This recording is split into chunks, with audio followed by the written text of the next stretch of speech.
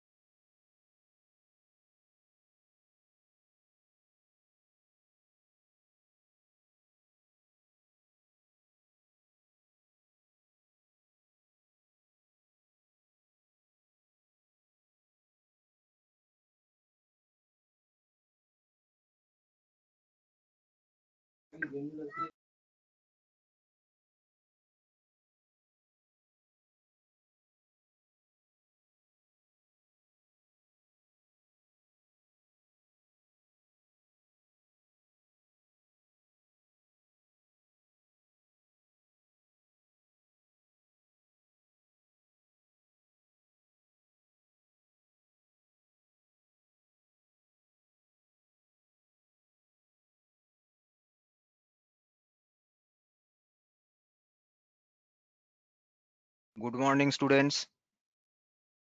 Good morning, Good sir. morning, sir. Good Hmm. morning, Good morning, sir. sir. Good morning, sir. Good Good morning. Good morning, sir. morning. Uh, we will start the class from 10:05. Your friends will be joining in a short while. Acha, today there will be the aptitude. Hello, can you hear me? Yes, sir. Hello. কেটে কেটে যাচ্ছিল ভাই আবার বলুন sir Yes, sir. শোনা যাচ্ছে। আচ্ছা, বলছি today in the evening there will be the aptitude class. I will provide the link after my class. So please join the class positively. Sir will take the class as usual. Okay sir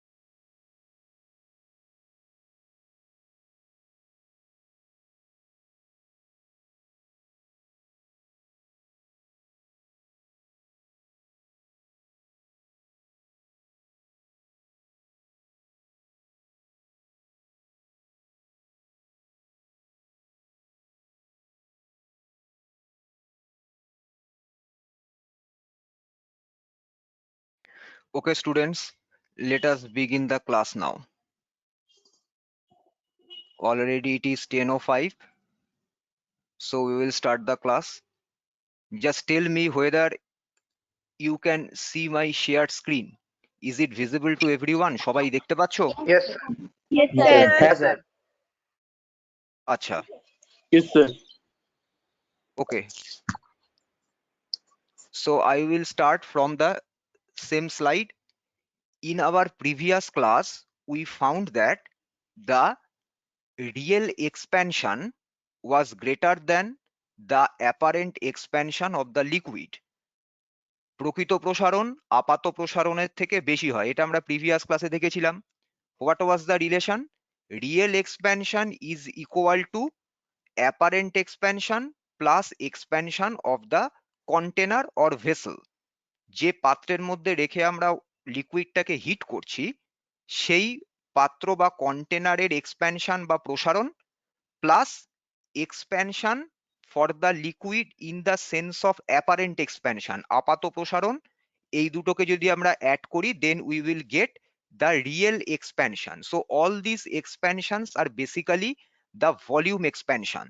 So real expansion, apparent expansion, and the expansion of the container or vessel are entirely the volume expansions.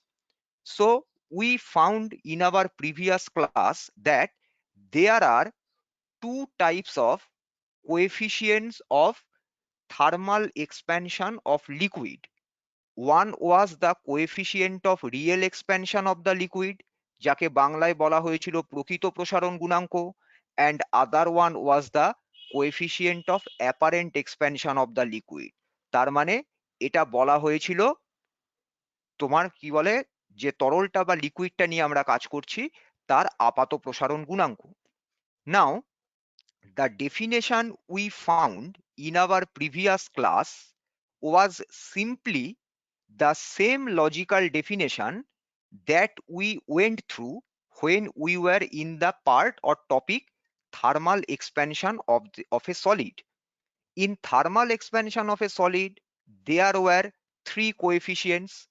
The third coefficient was coefficient of cubical expansion of a solid, কঠিনের আয়তন প্রসারণ গুণাঙ্ক. In that cubical expansion of solid, there was a definition. The definition was something like that: increase in volume per unit volume of a solid due to unit rise in temperature is known as the coefficient of cubical expansion of the solid. অর্থাৎ কোনো কঠিনের প্রতি একক আয়তনে যে পরিমাণ আয়তন প্রসারণ হয়েছিল প্রতি 1 ডিগ্রি উষ্ণতা বৃদ্ধির জন্য তাকেই আমরা বলেছিলাম কঠিনের আয়তন প্রসারণ গুণাঙ্ক. So we found in our last class that we have applied the same logical condition to find out what is the coefficient of real expansion and what is the coefficient of apparent expansion of a liquid. So whenever we will consider the coefficient of real expansion of a liquid, we need to consider the real expansion or actual expansion of a liquid in volume per unit volume due to 1 degree rise in temperature or due to unit rise in temperature. অর্থাৎ কোনো একটা তরলের যদি আমাকে প্রকৃত প্রসারণ গুণাঙ্ক বের করতে হয় তাহলে কি করতে হবে? প্রতি 1 ডিগ্রি উষ্ণতা বৃদ্ধির জন্য ওই তরলের প্রতি একক আয়তনে যে পরিমাণ প্রকৃত প্রসারণ হবে. So for coefficient of real expansion, you have to consider the real expansion or true expansion or true increase in volume per unit volume due to 1 degree rise in temperature or due to unit rise in temperature. So this was the definition. The coefficient of real expansion is defined as the true increase in volume of the liquid per unit original volume due to unit rise in temperature. In the solid part, we sir denoted, হ্যাঁ কি বলো? বলছি sir এগুলো লিখতে হবে না শুনলে হবে? না, লিখতে এখন কিছু হবে না, এই পার্টটা কমপ্লিট হলে পিপিটি আমি গ্রুপে শেয়ার করে দেবো, পিপিটির মধ্যে পেয়ে যাবে. So আচ্ছা whenever আচ্ছা we will consider the coefficient of real expansion, we need to consider true increase or real increase or actual increase in volume of the liquid per unit original volume due to unit rise in temperature. Unit rise means due to 1 degree rise in temperature. In solid part, we denoted coefficient of cubical expansion by gamma. It is another expansion in volume. So here again, we will use the notation gamma, but since it is real expansion, the first letter of real is R. That is why we will use R in the suffix of gamma. So gamma suffix R, that means it is the coefficient of real expansion of the liquid. তাহলে তরলের প্রকৃত প্রসারণ গুণাঙ্ক বোঝানোর জন্য আমরা সব সময় গামার সাফিক্সে আর ইউজ করব. Similarly, in the same logic, if we want to find out what is the coefficient of apparent expansion of the liquid, then the logic will be same, but for apparent expansion you have to consider the apparent increase in volume. অর্থাৎ আপাত প্রসারণ গুণাঙ্ক বের করার সময়তে আমরা তরলের আপাত প্রসারণটাকে কনসিডার করব. In that case, we are not going to consider the true increase or real increase in volume, but the logic will be same. Increase in volume per unit volume due to 1 degree rise in temperature. প্রতি একক আয়তনে আয়তন বৃদ্ধি প্রতি 1 degree উষ্ণতা বৃদ্ধির জন্য. That is the logic. So whenever we will consider the coefficient of apparent expansion, we will replace the term real by apparent and true by apparent. This is the only difference between these two definitions. See, it is the apparent increase in volume per unit original volume due to unit rise in temperature. First letter of the word apparent is A. So here the coefficient of apparent expansion of a liquid will be denoted by gamma suffix A. তাহলে যখনই দেখবে gamma suffix A আছে, A stands for apparent. So gamma suffix A is the coefficient of apparent expansion of the liquid, অর্থাৎ তরলের আপাত প্রসারণ গুণাঙ্ক. And whenever it is written as gamma suffix R, then it will be simply the coefficient of real expansion of the liquid, অর্থাৎ তরলের প্রকৃত প্রসারণ গুণাঙ্ক. Now, since we have two definitions, there will be two expressions, one for gamma R and one for gamma A. একটু recall করো, when we went through the coefficient of cubical expansion of a solid, যখন আমরা coefficient of cubical expansion gamma লিখেছিলাম, কি লিখেছিলাম? For solid, it was gamma equals to V2 minus V1 divided by V1 into T2 minus T1. এটা আমরা already করে এসেছি. So similarly, we will use the same type of equation, but instead of V2, V2 এর জায়গায় আমরা কি লিখব? For gamma R, it will be V suffix R. For gamma A, it will be V suffix A. তাহলে দেখো আমরা কি করছি? We are considering the initial volume of the liquid as we are increasing the temperature.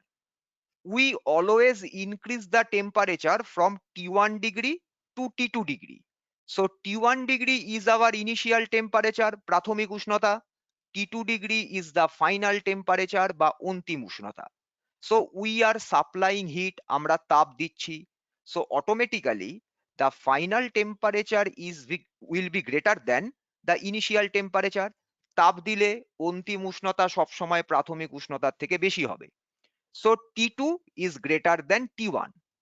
Now the liquid is expanding, তরলটা প্রসারিত হচ্ছে. So every time the final real volume or final apparent volume of the given liquid will always be greater than the initial volume of the liquid, that is V1. যেহেতু তরলটা প্রসারিত হচ্ছে, তাহলে তরলের অন্তিম প্রকৃত আয়তন বা তরলের অন্তিম আপাত আয়তন সবসময়তে তরলের প্রাথমিক আয়তনের থেকে বেশি হবে. So according to the logic of gamma in the solid part, we will write gamma R and gamma A using the same logic. So what will be gamma R? Coefficient of real expansion will be VR minus V1 divided by V1 into T2 minus T1. So what is VR minus V1? It is the true increase in volume. তরলটা প্রকৃত পরিমাণে কতটা আয়তনে প্রসারিত হয়েছে. VR minus V1 divided by V1 মানেই হচ্ছে true increase in volume per unit volume.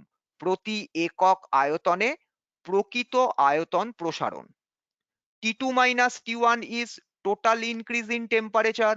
1 by T2 minus T1 is per unit rise in temperature or 1 degree rise in temperature. এটা আমরা অলরেডি দেখেছিলাম সলিডে. তাহলে 1 by T2 minus T1 কি হয়ে গেল? প্রতি 1 ডিগ্রি উষ্ণতা বৃদ্ধি. তাহলে এই যে গামা আর এর ইকুয়েশনটা লিখলাম, এটা দেখো ওইখানে আমরা সলিডে যে গামার ইকুয়েশনটা লিখেছিলাম একদম এরকম দেখতে. ওখানে গামা কি ছিল? V2 minus V1 divided by V1 into T2 minus T1. এখানে আমরা রিয়েল এক্সপ্যানশন বলে কি লিখছি? Gamma suffix R is equal to VR minus V1 divided by V1 into T2 minus T1. So using the same logic, what will be coefficient of apparent expansion? It will be VA minus V1 divided by V1 into T2 minus T1. So VA minus V1 will give you the apparent increase in volume of the liquid, অর্থাৎ তরলটার কি পরিমাণ আপাত আয়তন প্রসারণ ঘটছে, divided by V1, তার মানে কি apparent increase in volume per unit volume. Again 1 by T2 minus T1 is per unit rise in temperature বা প্রতি 1 ডিগ্রি উষ্ণতা বৃদ্ধি.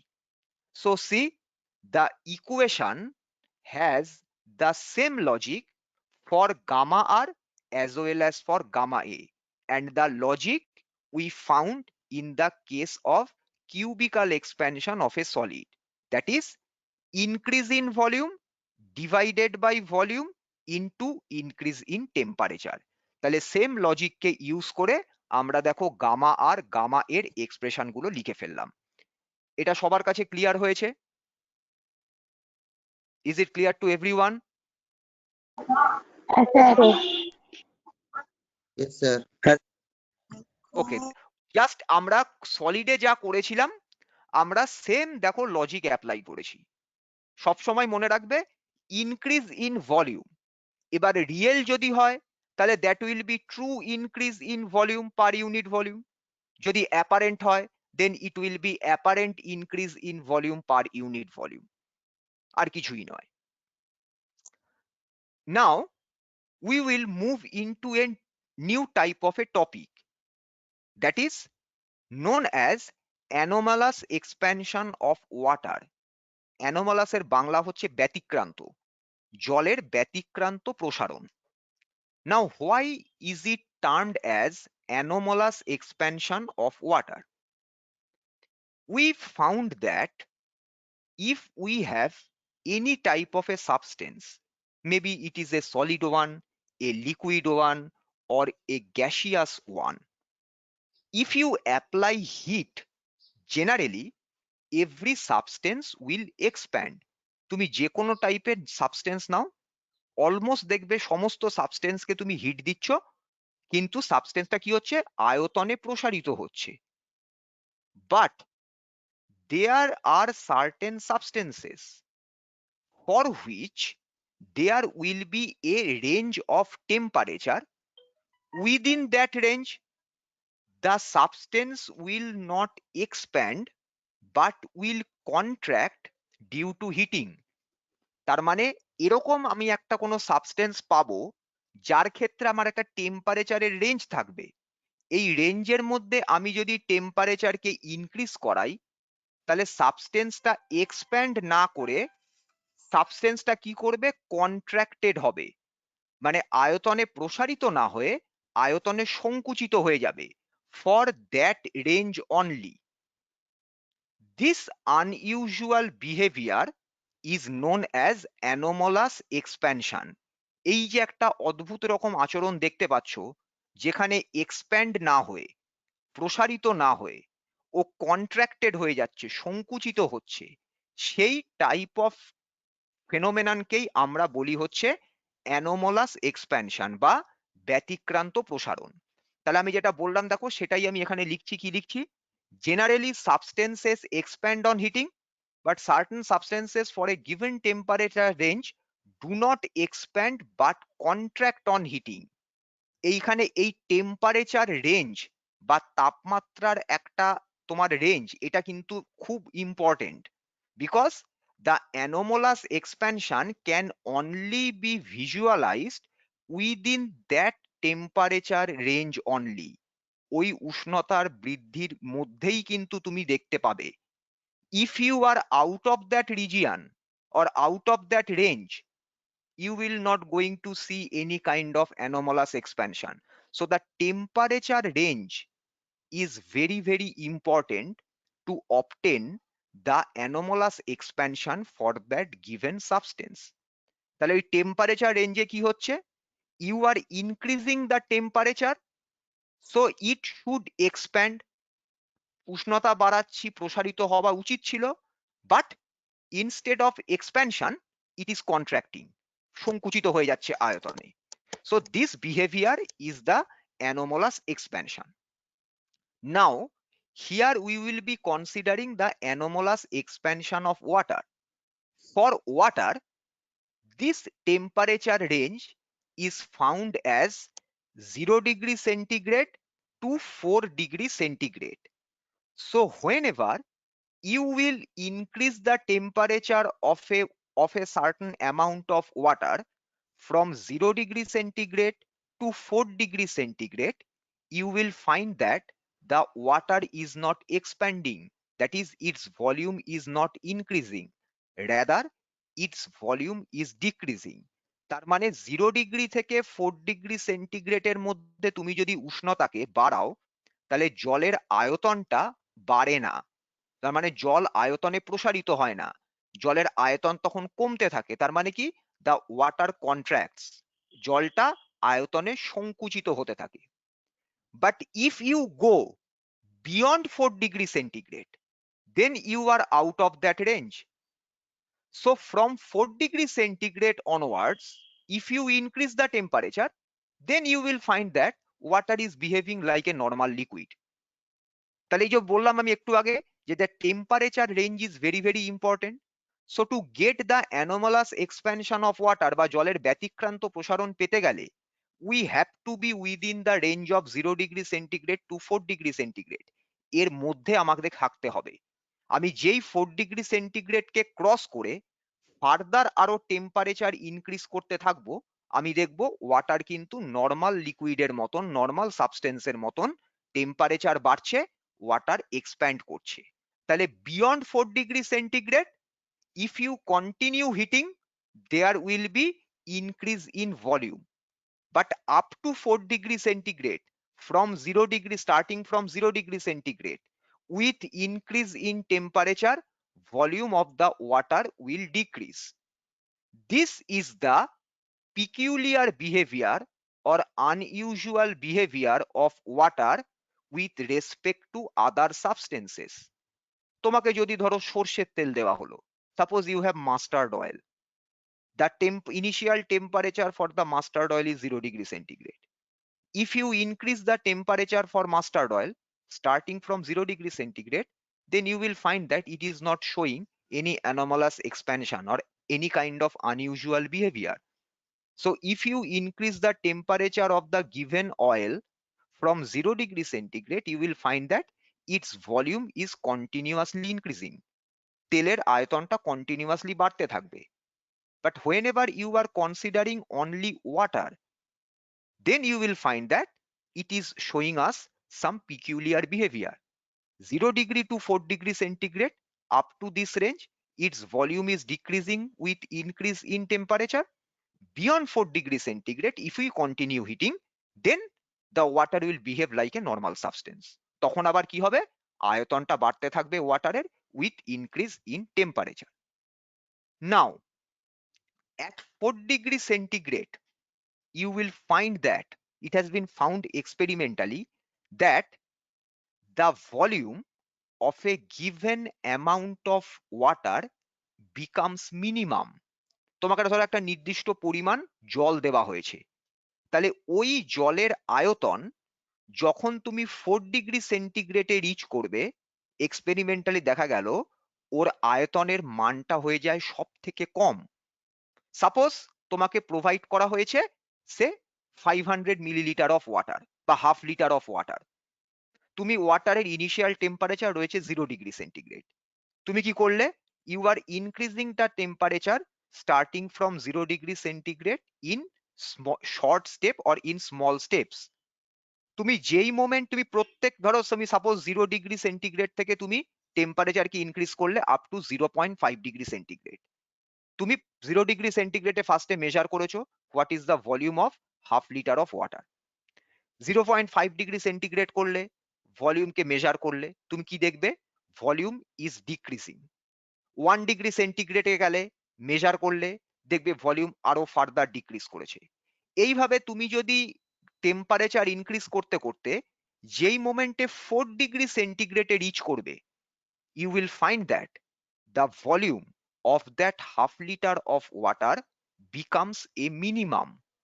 তাহলে 4 ডিগ্রি সেন্টিগ্রেড হচ্ছে the only temperature at which the volume of a given mass of water becomes a minimum.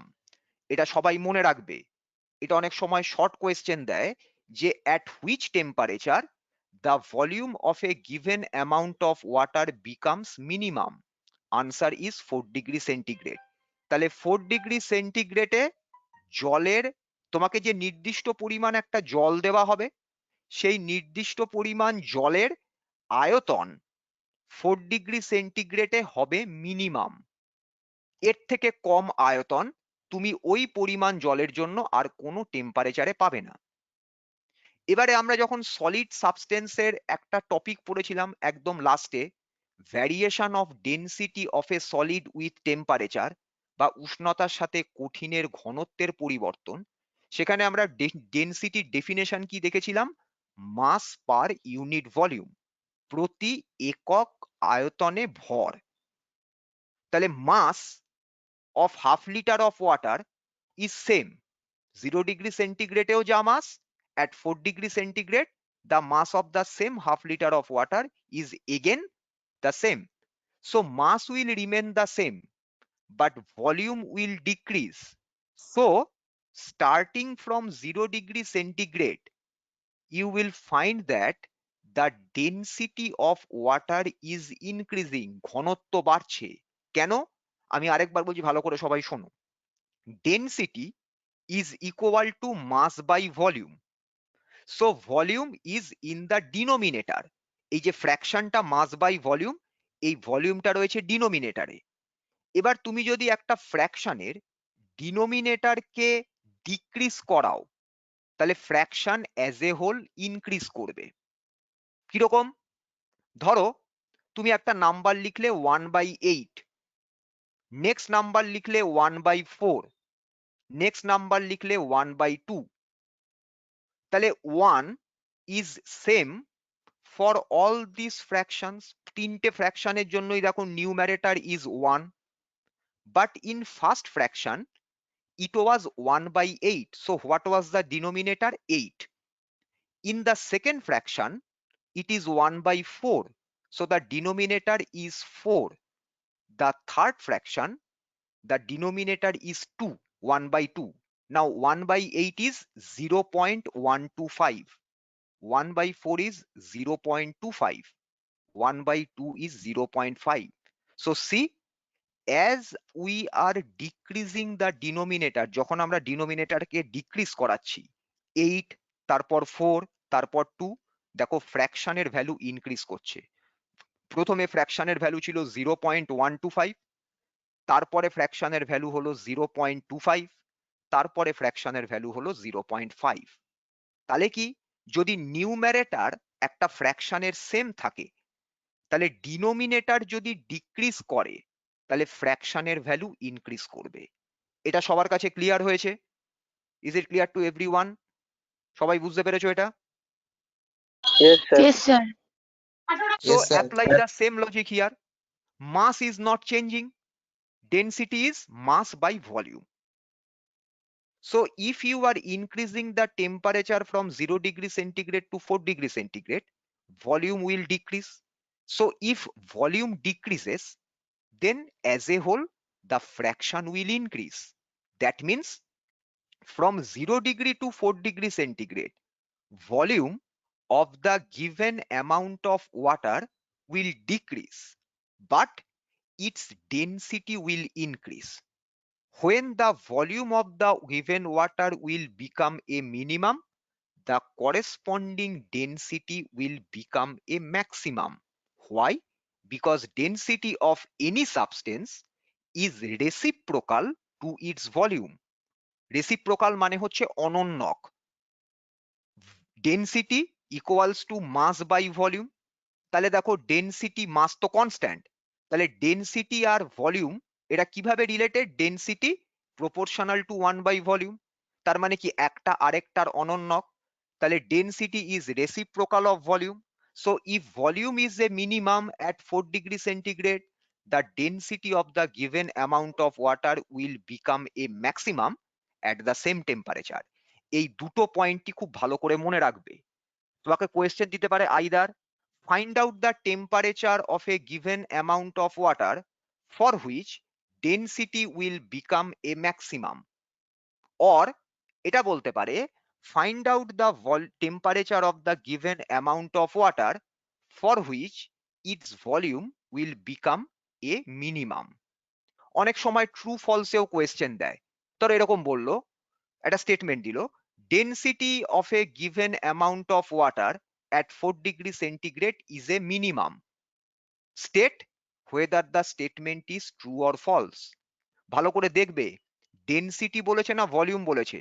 যদি বলে density is a minimum at 4 degree centigrade, then it is a false statement, কারণ density maximum, ভলিউমটা হচ্ছে minimum.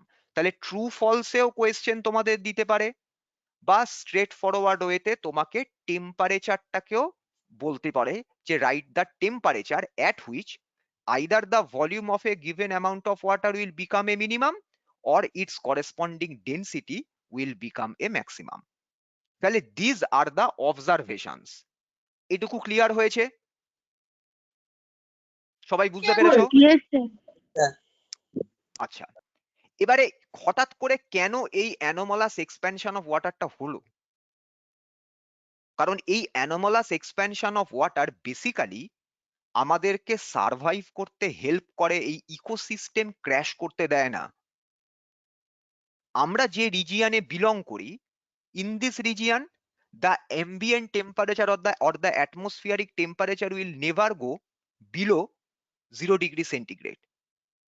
Maybe in say 1 million or 2 million years later it may happen when the earth will go through through an ice age. সেটা আমরা জানি না, that can be তোমার accelerated or that can be retarded. কিন্তু ওই সময় যদি বাদ দিই, যদি আমরা কারেন্ট সিনারিওতে ধরি, আমাদের এখানে লোয়েস্ট টেম্পারেচার কত যায়? 8 degree 9 degree, but it does not go below 0 degree centigrade. But think about the places where the atmospheric temperature goes below 0 degree centigrade, that is if we are in a freezing region, যেখানে সবকিছু fridge টাইপের, তার মানে কি দেয়ার will B snowfall. তাহলে কি হয়? Suppose you are in the polar regions, বা you are near the polar regions, or you are at higher altitude, ধরো সমুদ্রের তল থেকে তুমি অনেকটা উচ্চতায় রয়েছো, then you will find that the atmospheric temperature will decrease. So if there are water bodies like lakes, the temperature of the water bodies will also decrease. Now consider a lake, একটা লেককে চিন্তা করো, হ্রদ। There is the free surface of the liquid or water. That free surface of water is in contact with the atmosphere. ওই free সারফেসটা কি হচ্ছে? বাতাসের সাথে সংস্পর্শে রয়েছে। So if the atmospheric temperature is decreasing, then first what will happen?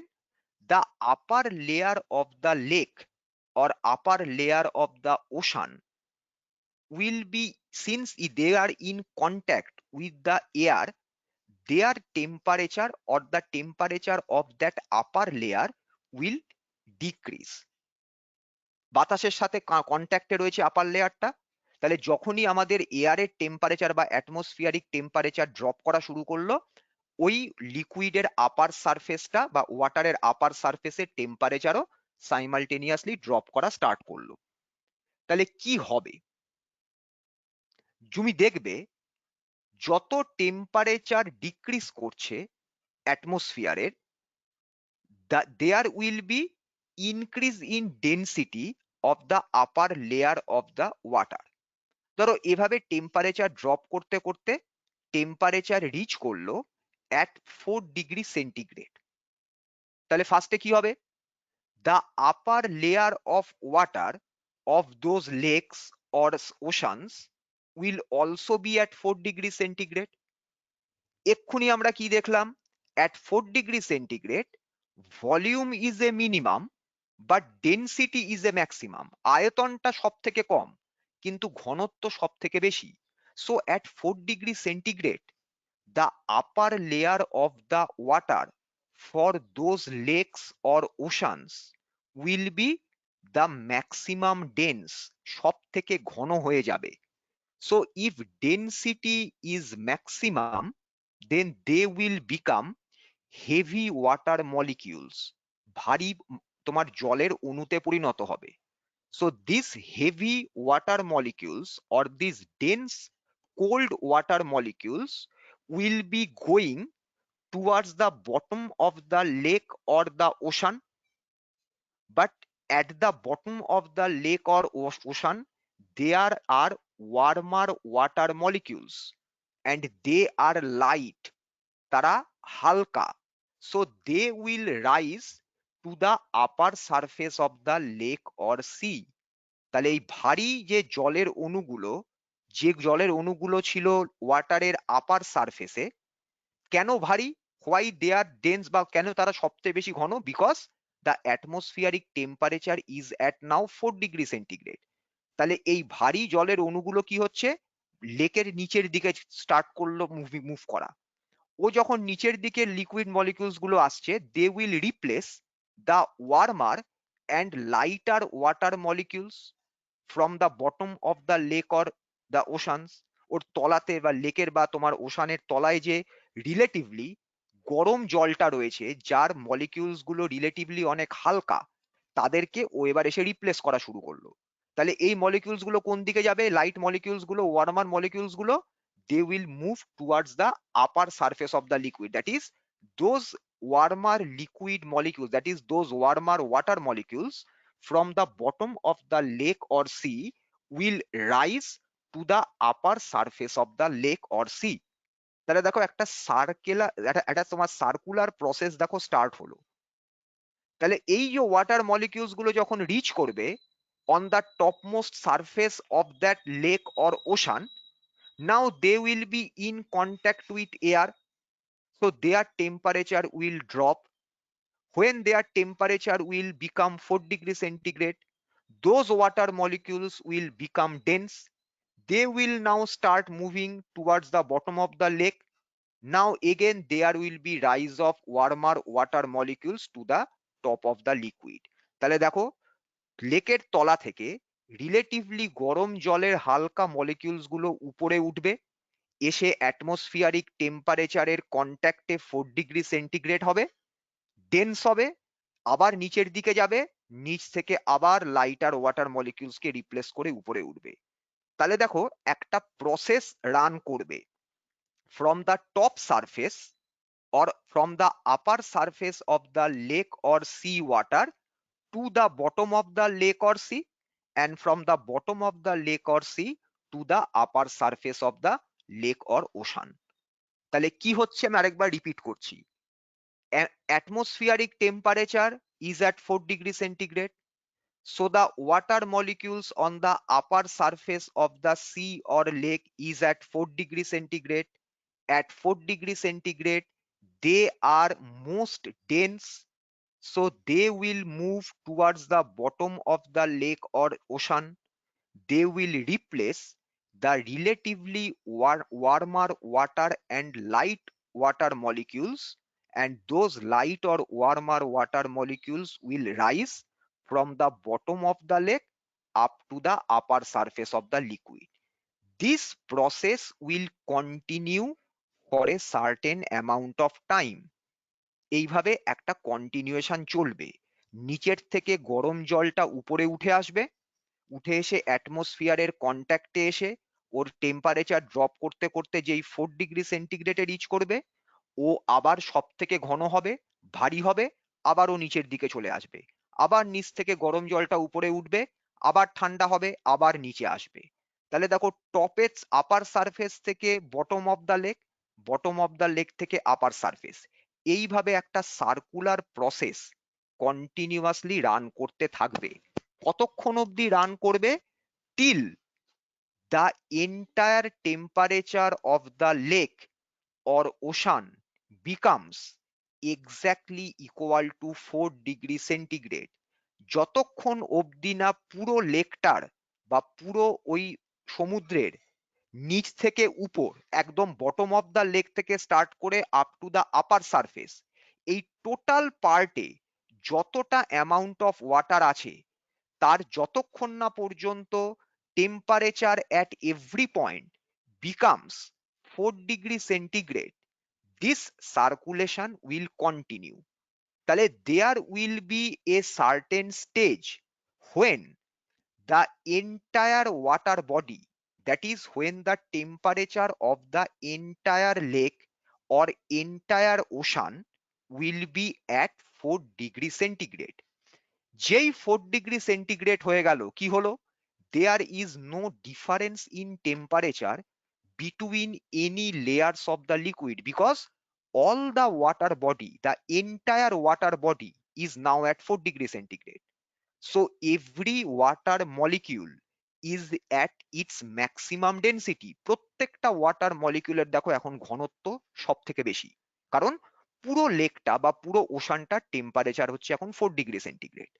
So there will be no more circulation. আর এই যে টপ সারফেস থেকে বটমে, বটম থেকে টপে, এই যে সার্কুলেশনটা হচ্ছে এটা আর হবে না, পুরো সার্কুলেশনটা থেমে গেল। এইবার কি হবে? এবার কনসিডার করো উইন্টার রিজিয়ানে অ্যাটমসফিয়ারিক টেম্পারেচার চলে গেল below 0 degree centigrade. So if the surface temperature তোমার went past or goes past below 0 degree centigrade, that means it will start freezing, snowfall will start. তাহলে এবার কি হচ্ছে? যেই মোমেন্টে স্নোফল স্টার্ট হবে, the upper surface of the lake or water, এরা তো আর মুভ করছে না। তাহলে কি হচ্ছে? যখনই অ্যাটমসফিয়ারিক টেম্পারেচার ডিক্রিজ করছে below 4 degree centigrade, the temperature of the upper layer of the lake or the ocean will also decrease below 4 degree centigrade. এবার ধরো অ্যাটমসফিয়ারিক টেম্পারেচার হলো 0 ডিগ্রি সেন্টিগ্রেড, তাহলে কি হবে? ফার্স্টে upper surface of the lake or ocean will become, the temperature of the upper surface or the lake or ocean will become 0 degree centigrade. এবার ধরো atmospheric temperature হয়ে গেল -5 degree centigrade or -10 degree centigrade. তাহলে এবার কি হচ্ছে? Snowfall. Snowfall মানে কি? এবারে লিকুইড লেক বা ওশানের upper surface will start freezing, এবার জমতে শুরু করলো। And with time there will be the increase in thickness of the frozen water of the lake. এই ফ্রোজেন ওয়াটারটা কোথায় হচ্ছে? শুধুমাত্র লেকের আপার সারফেসের উপর তৈরি হচ্ছে। And finally you will observe that the entire lake, it will appear like this, the entire lake is frozen, পুরো লেকটা যেন মনে হচ্ছে জমে গেল, বরফ হয়ে গেল। But that is not true. The entire lake never freezes, পুরো লেকটা কখনো ফ্রিজ করে না। Because if entire lake or entire ocean freezes, then the ecosystem of the water, ecosystem of the lake or ecosystem of the ocean, that is our marine ecosystem, will immediately collapse. যদি পুরো লেকটা fridge করে যায়, লেকের মধ্যে কি রয়েছে?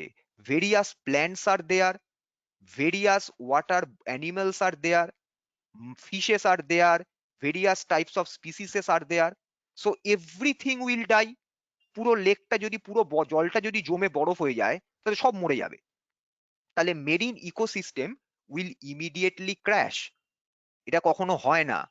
তাহলে কি হয়? The upper layer of the lake or ocean freezes, ওই আপার লেয়ারটা ফ্রিজ করে যায়, করে গিয়ে উপরটা পুরো বরফ হয়ে যায়। তোমার দেখে মনে হচ্ছে the entire lake is frozen, কিন্তু না। If you can dig through that upper frozen surface of water, then you will find that beneath that frozen layer there is the water which is at 4 degree centigrade. তাহলে ওই যে 4 degree সেন্টিগ্রেডে ওয়াটারটা ওই আইসের নিচে আছে, ওই জায়গাতেই সার্ভাইভ করে the marine ecosystem during this entire season or entire winter season. তোমরা যারা এই শীতকালে বা উইন্টার সিজনে ধরো আমাদের নর্দার্ন ইন্ডিয়াতে বা তোমার ধরো মাউন্টেন এইসব সাইডে যারা গেছো কখনো ঘুরতে, তোমরা কখনো অবজার্ভ করেছো যে ওই যেখানে যেখানে ধরো স্নোফল হয়েছে, এরকম একটা রিজিয়ানকে বাউন্ড করা থাকে, মানে তোমার একদম ঘেরা থাকে, কাঁটা তার দিয়ে লেখা থাকে ডেঞ্জার, শ্যালো আইস। কেউ দেখেছো? কখনো গেছো? কেউ কেউ ভিজিট করেছো Northern India during the winter season? কেউ ভিজিট করেছো কখনো? যদি কখনো উইন্টার সিজনে, হ্যাঁ বলো, কেউ বলছো কিছু? থাকে যে thin ice don't don't step এরকম স্ট্যান্ড অন দ্য আইস, তাই তো এরকম লেখা থাকে তো? হ্যাঁ স্যার, তারপর ডেঞ্জার জোন বলেও লেখা থাকে। ডেঞ্জার জোন বলেও লেখা থাকে, শ্যালো শ্যালো আইস লেখা থাকে দেখবে। কেন বলো তো? Because those are frozen lakes. ওর নিচের ওই আইসের যে স্ল্যাবটা তুমি অবজার্ভ করছো through your naked ice, beneath that slab there is no hard ice, there are water bodies. তাহলে তুমি যদি ওর উপর গিয়ে দাঁড়াও, that that that may crack. তোমার বডি ওয়েট যদি ও নিতে না পারে, তাহলে ওই শ্যালো আইসটা ক্র্যাক করে যাবে। তো immediately you will be drowned. আর ওই ফ্রিজিং টেম্পারেচারে যদি আমরা জলের মধ্যে পড়ে যাই, আবার এন্টার বডি উইল ফ্রিজ।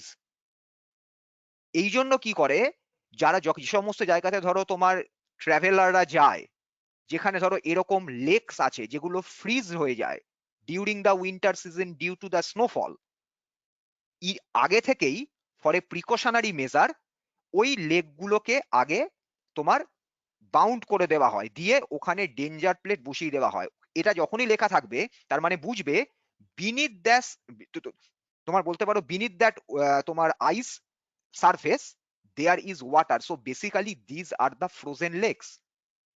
এটা ক্র্যাক করে গেলেই beneath that ice cube or beneath that ice slab there is the water of the lake, যেখানে আমরা ড্রাউন্ড হয়ে যেতে পারি, accidents can happen. That is why those zones are marked as the danger zones. তাহলে এই যে দেখো peculiar behaviour, এই পিকুলিয়ার পার্টটা কেন হচ্ছে? Due to this anomalous expansion of water. যদি অ্যানোমালাস এক্সপ্যানশন অফ ওয়াটার না থাকতো তাহলে কি হতো? Entire lake would have been frozen. তাহলে পুরো লেকটা যদি ফ্রিজ করে যেত, তাহলে কি হতো? The marine ecosystem for that lake will immediately crash, everything would have been died. সব মরে যেত, যত মাছ, যত ধরো টার্টেল থেকে শুরু করে বিভিন্ন রকম স্পিসিস আছে, প্ল্যান্টস আছে, সব তাহলে একসাথে মরে যেত। যেটা কোনোদিন হয় না, সব কিন্তু তলাতে সার্ভাইভ করে ওই আইসের নিচে, ওই অ্যাট 4 ডিগ্রি সেন্টিগ্রেড ওয়াটারে। যখন আবার ওয়ার্মার সিজন ব্যাক করে আসে, আপার আইস লেয়ার গুলো আবার তোমার মেল ডাউন করে, তখন আবার তুমি লেকটাকে দেখতে পাবে in the warmer season or in the summer season. তাহলে aquatic life can survive due to this anomalous expansion of water. এবার তুমি যদি আমাকে কোয়েশ্চেন করো, তাহলে ওই যে আইস স্ল্যাবের নিচে আমি বলছি ওয়াটার, যে beneath that ice layer there is the water, so the heat of the water can conduct through that ice slab and they can go to the atmosphere. না, এটা হয় না। Why? Because water is a bad conductor of heat.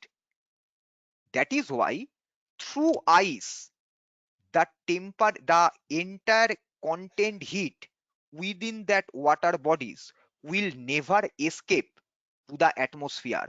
ওই যে তোমার স্ল্যাবের, বরফের স্ল্যাবের নিচে যে জলটা রয়েছে তার মধ্যে যে হিটটা রয়েছে, সেটা এই আইসের মধ্যে দিয়ে অ্যাটমসফিয়ারে বেরিয়ে যেতে পারে না। সেই জন্য ওই বটম অফ দ্য লিকুইড, তোমার bottom of the lake or bottom of the ওশানের ওই যে রিজিয়ানটা, ওই রিজিয়ানের যে টেম্পারেচার 4 ডিগ্রি সেন্টিগ্রেড, ওটা ফিক্স থেকে যায়।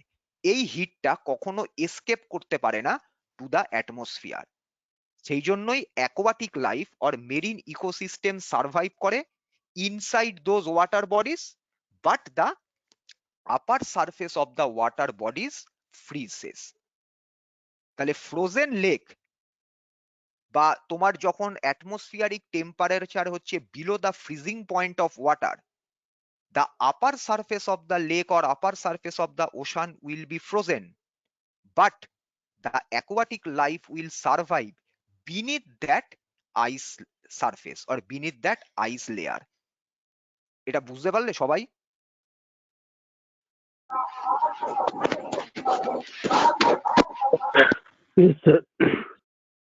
এবার দেখো আমি তোমাদের যে যেগুলো জিনিসগুলো বললাম, আমি সেগুলোই দেখো স্ক্রিনের মধ্যে নিয়ে আসছি। একটা একটা করে স্টেটমেন্ট পড়ো, যেগুলো যেগুলো আমি বললাম দেখো সেগুলোই লেখা আছে। সবাই আস্তে আস্তে পড়ো জিনিসটা।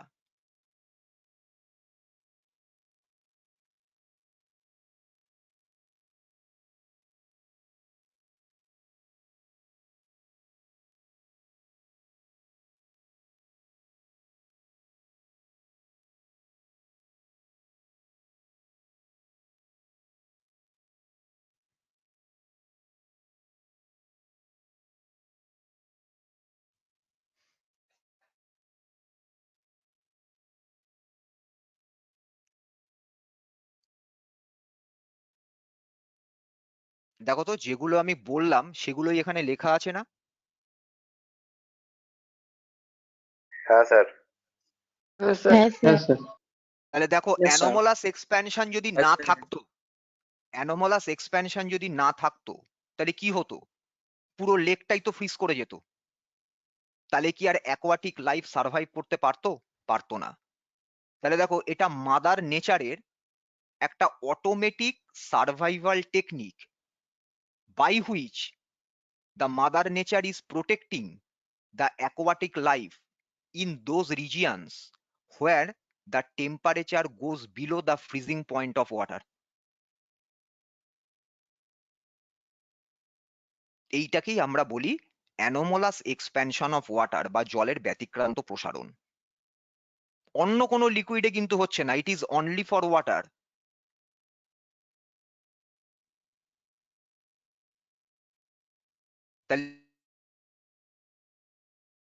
measure for those aquatic life which are surviving during this winter season.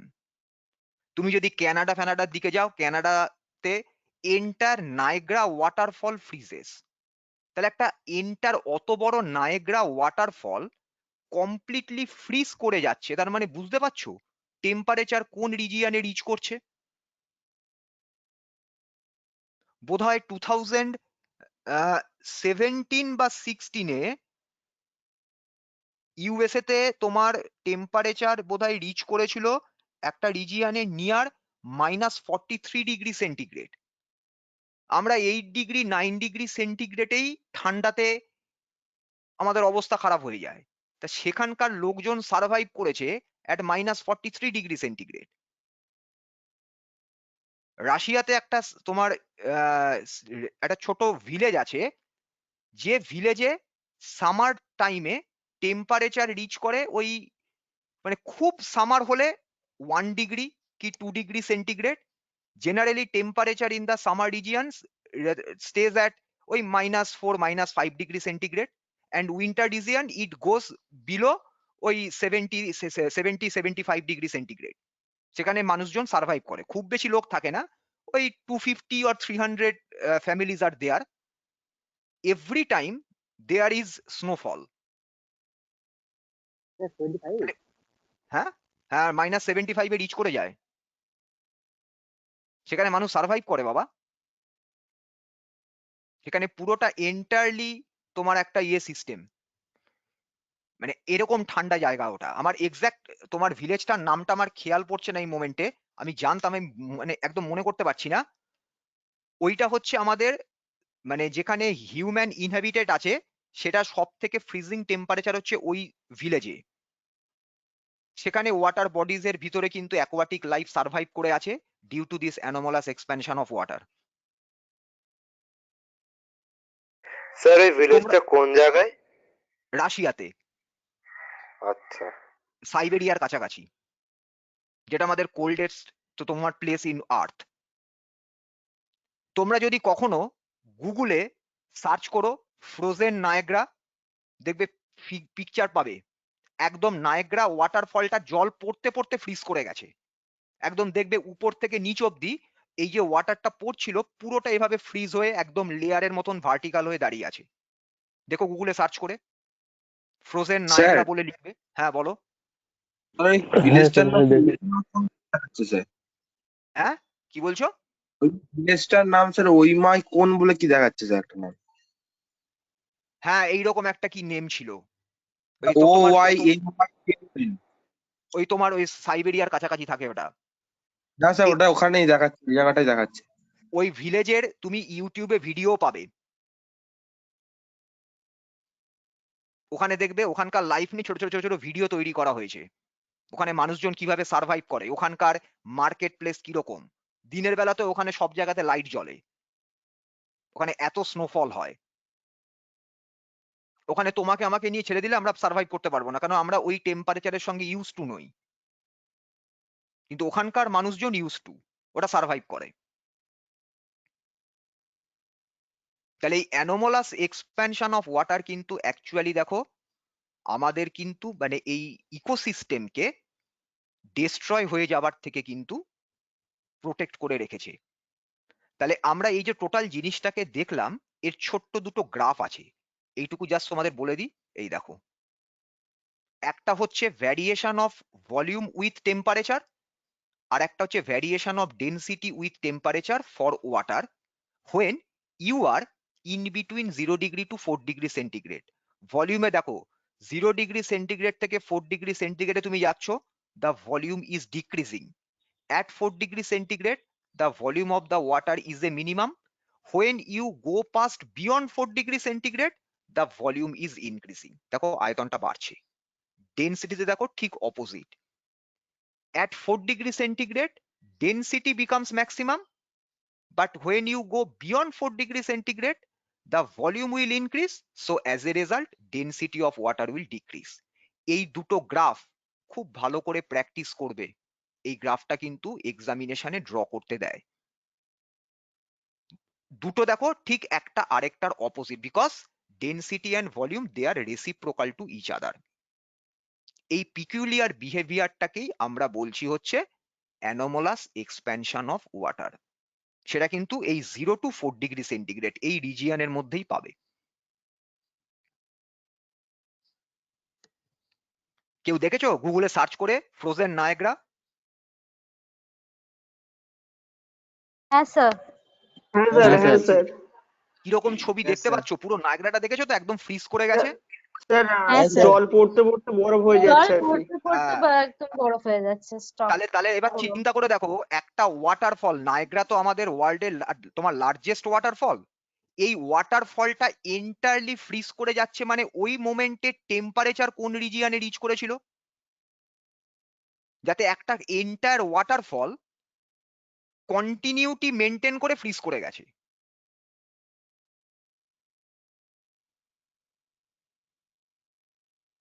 দেখো টেম্পারেচার হয়তো লেখা দেখতে পাবে। স্যার বলছি এই গ্রাফটা আরেকবার বলুন। কোন গ্রাফটা? এটাতে দেখো ভলিউম ডিক্রিজ করছে টেম্পারেচার বাড়ার সঙ্গে সঙ্গে। এখান থেকে স্টার্ট হলো 4 ডিগ্রিতে যাচ্ছি, ভলিউমটা ডিক্রিজ করতে করতে 4 ডিগ্রিতে মিনিমাম হলো, তারপর আস্তে আস্তে আস্তে আস্তে টেম্পারেচার বাড়ছে, ভলিউম ইনক্রিজ করা শুরু করলো। এই 0 ডিগ্রি থেকে 4 ডিগ্রি সেন্টিগ্রেড এই যে ড্রপ ইন ভলিউম বা ডিক্রিজ ইন ভলিউম, তার উল্টোটা হবে ডেনসিটিতে। কারণ ভলিউম আর ডেনসিটি এরা হচ্ছে রেসিপ্রোকাল টু ইচ আদার। তাহলে ডেনসিটিতে কি হবে? Density will start increasing at 4 degree centigrade, density will be maximum, তারপর ডেনসিটি দেখো ড্রপ করা স্টার্ট করছে।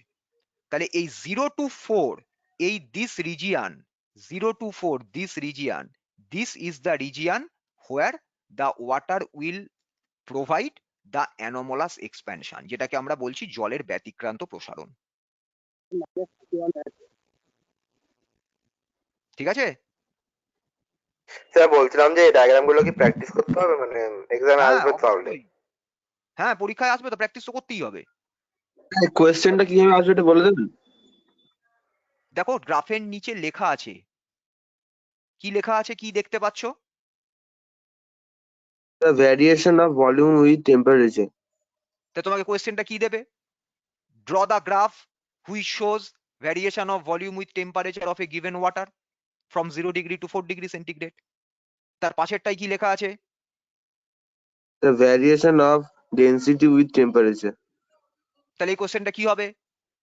Show the variation of density of water with temperature from 0 degree to 4 degree centigrade. তখন এই দুটো গ্রাফ আমাকে ড্র করতে হবে, যেটা আমাকে ড্র করতে দেবে। তাহলে অ্যানোমালাস এক্সপ্যানশন অফ ওয়াটারটা সবাই বুঝতে পেরেছো তো clearly? Yes, sir. Yes, sir. হ্যাঁ স্যার। ঠিক আছে, চলো আজকে তাহলে ক্লাসটা হ্যাঁ এই স্যার। অবধি থাক। এর পরের পার্টটা আমরা নেক্সট ক্লাসে আবার কন্টিনিউ করব। Thank you sir. ঠিক আছে, আমি Thank তাহলে you, ক্লাসটা sir. আজকে এখানে thank you sir. Thank you আমি স্যার, ক্লাসটা থ্যাংক ইউ এখানে sir. Thank you, sir. Okay okay okay welcome, have a good day.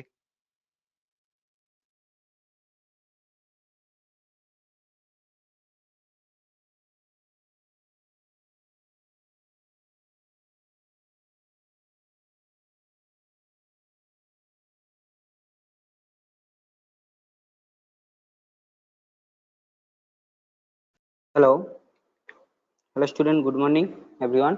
হ্যাঁ, good morning sir, good morning. Good morning, good sir. Morning sir. Good morning. Good morning, sir. Good morning sir, good morning sir. Good Good morning morning, sir. Okay. Good morning sir. তো student, তো তোমরা বলো আগের দিনে অবধি যা পড়ানো হয়েছে তার নিয়ে কারো কোনো কোয়ারি? No sir. কারো কোনো No, sir. কোয়ারি নেই তো? ওকে, আগের দিনে আমরা পড়িয়েছিলাম according to cut, according to size, এই হিসাবে আমরা কি করেছিলাম, ফাইলিংটা দেখিয়েছিলাম। এন্ড দেখিয়েছিলাম কি, calipers, how many types of calipers and calipers এর ইউজ গুলো। তো আজ দেখাবো অ্যাকর্ডিং টু শেপ, ফাইলের কিছু শেপ হিসাবে ফাইল হয়ে থাকে। তো সেইগুলো কি কি? ধরো একটু ওয়েট করো, আমি ক্যামেরাটা অন করে নিই। দেখো স্টুডেন্ট, আমরা তো ফার্স্ট টাইম দেখেছিলাম এরকম একটা ফাইল দিয়ে আমি এক্সাম্পল তোমাদেরকে দিচ্ছিলাম, মনে আছে নিশ্চয়ই? Yes, sir. Hello, Yes, sir. হ্যাঁ, এটা হ্যাঁ, ধরো sir. একটা আমাদের ফাইল। তো এর এরকমই অনেক ভেরিয়াস টাইপের শেপ আছে, সেই শেপ অনুযায়ী ফাইলগুলোর আলাদা আলাদা নাম হয়, ডিফারেন্ট টাইপের শেপ হয়, ডিফারেন্ট টাইপের নাম হয়। তো দেন তোমরা এবার দেখো, আমি ফাইলগুলো বলি এক একটা করে, খাতা পেনটা সবাই একটু নিয়ে নাও।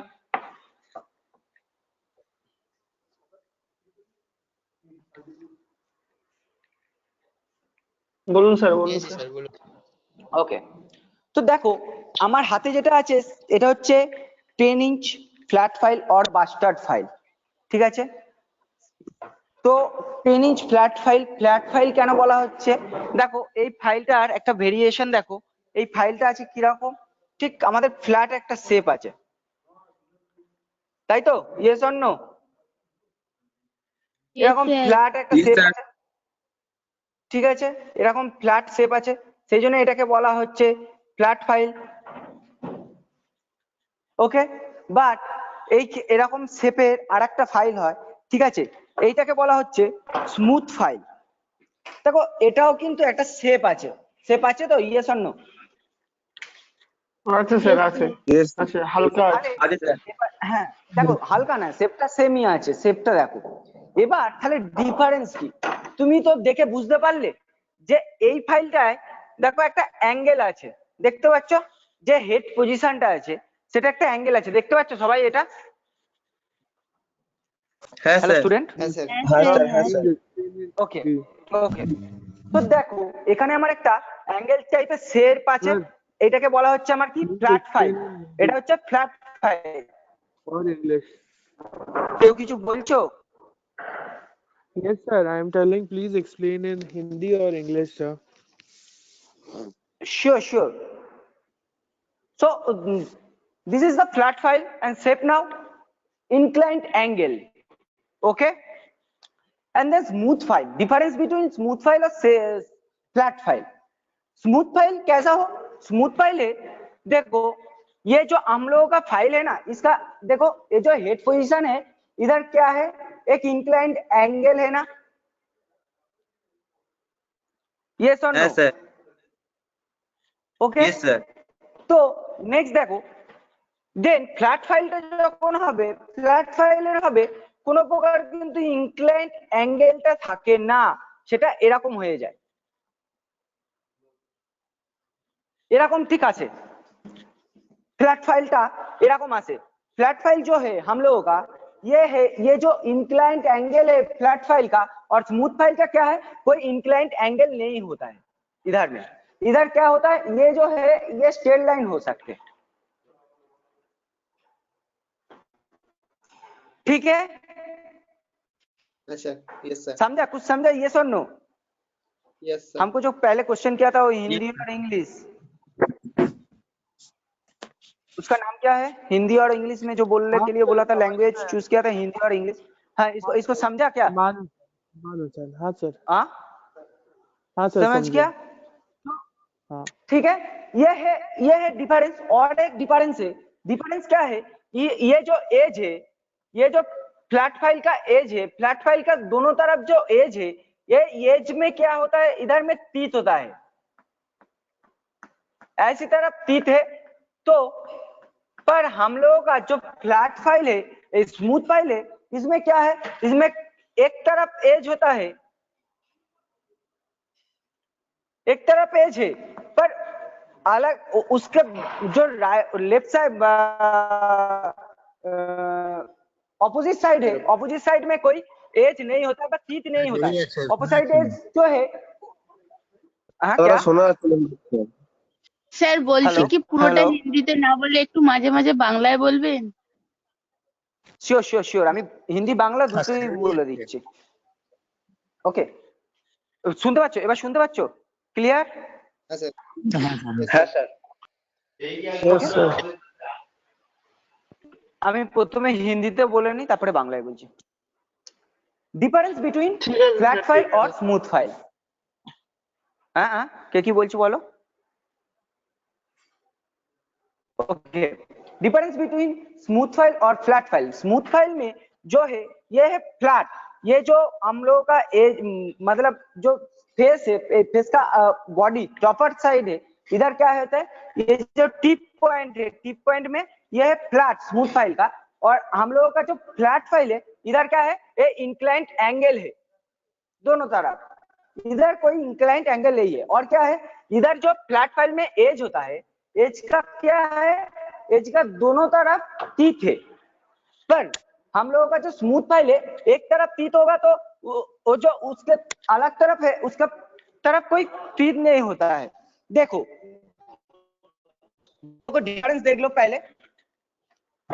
देखो ये जो एज है, इधर क्या है?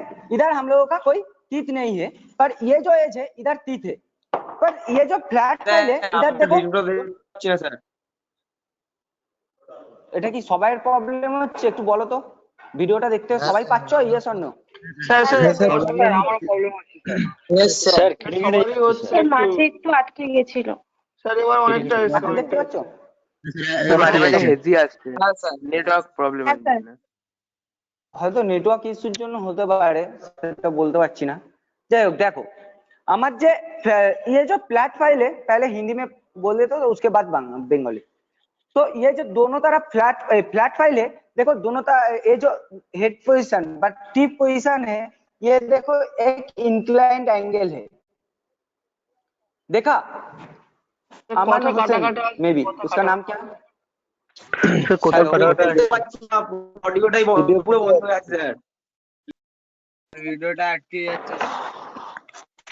हेलो हेलो, तो वीडियो শুনতে तो পাচ্ছো? আটকে যাচ্ছে हेलो, মাঝে মাঝে। এখন স্যার শোনা আপনার যাচ্ছে, সাউন্ড মাঝে আসছে, মধ্যে ভিডিওটা দেখতে পাচ্ছি না। ভিডিওটা আটকে যাচ্ছে। হ্যাঁ हाँ স্যার। सर।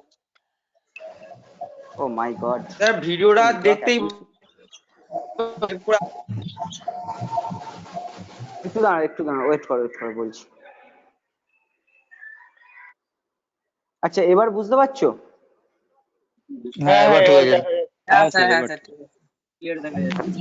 ওকে, দেখো এবার আমি যেটা বলছি, ধরো আমাদের এই যে ফ্ল্যাট ফাইলের দেখো দুটো সাইড, দেখো একটা ইনক্লাইড অ্যাঙ্গেল আছে, দুটো এজে দেখো তিত আছে, দেখতে পাচ্ছ? Yes or no student? Yes sir. Yes sir. তো এন্ড দেন এই যে স্মুথ ফাইলে দেখো, এটা কোনো ইনক্লাইন্ড অ্যাঙ্গেল আছে ফেসটাতে? দেখো তো, এই যে আমাদের টপার বা টিপ পয়েন্টে যে আছে, নেই।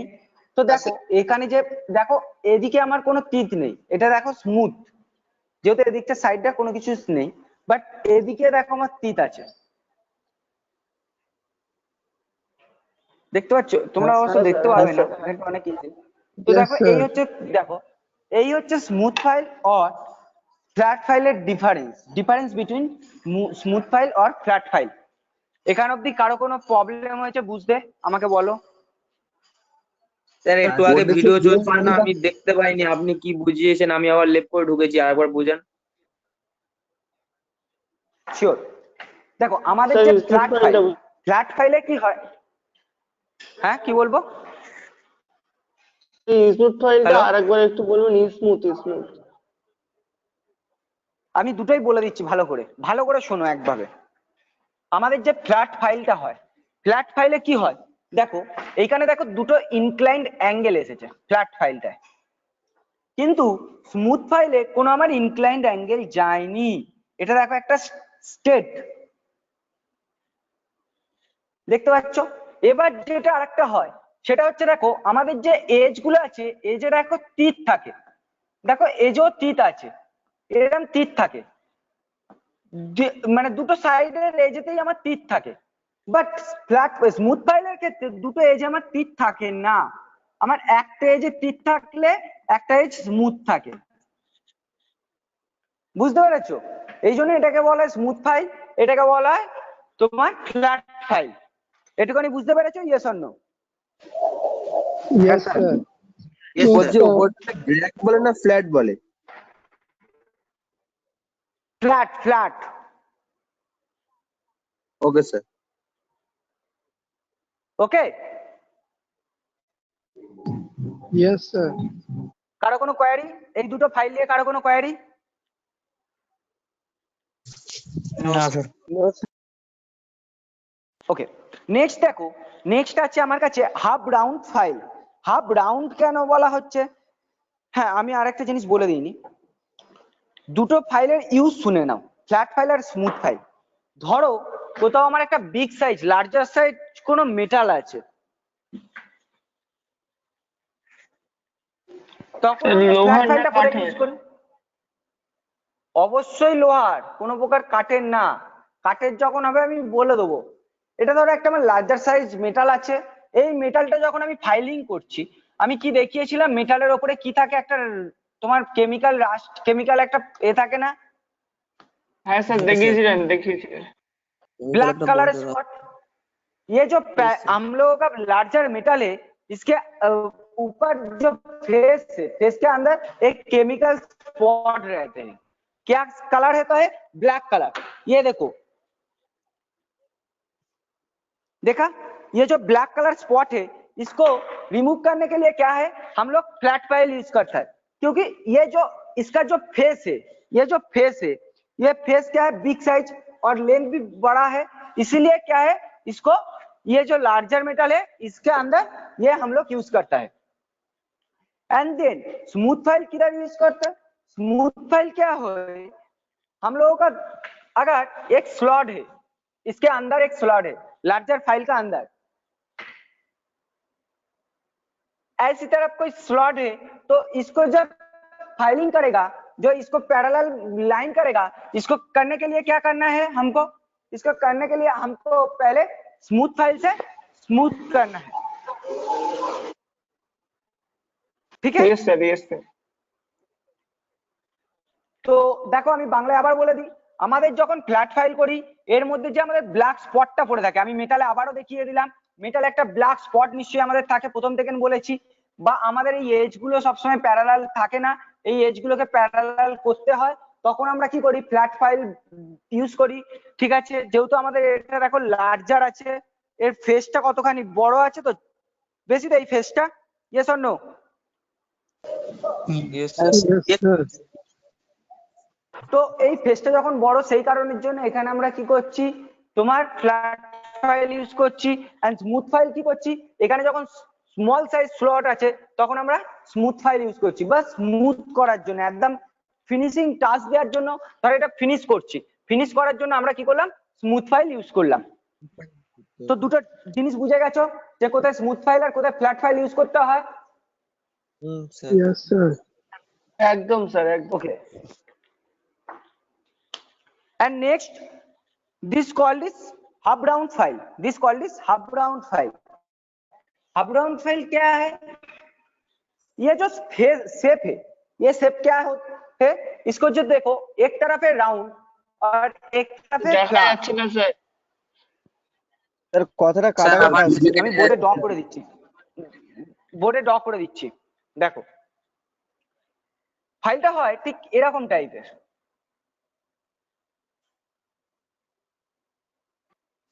ছবি ক্লিয়ার আসছে না। এত নেটওয়ার্ক ইস্যু হচ্ছে আজকে।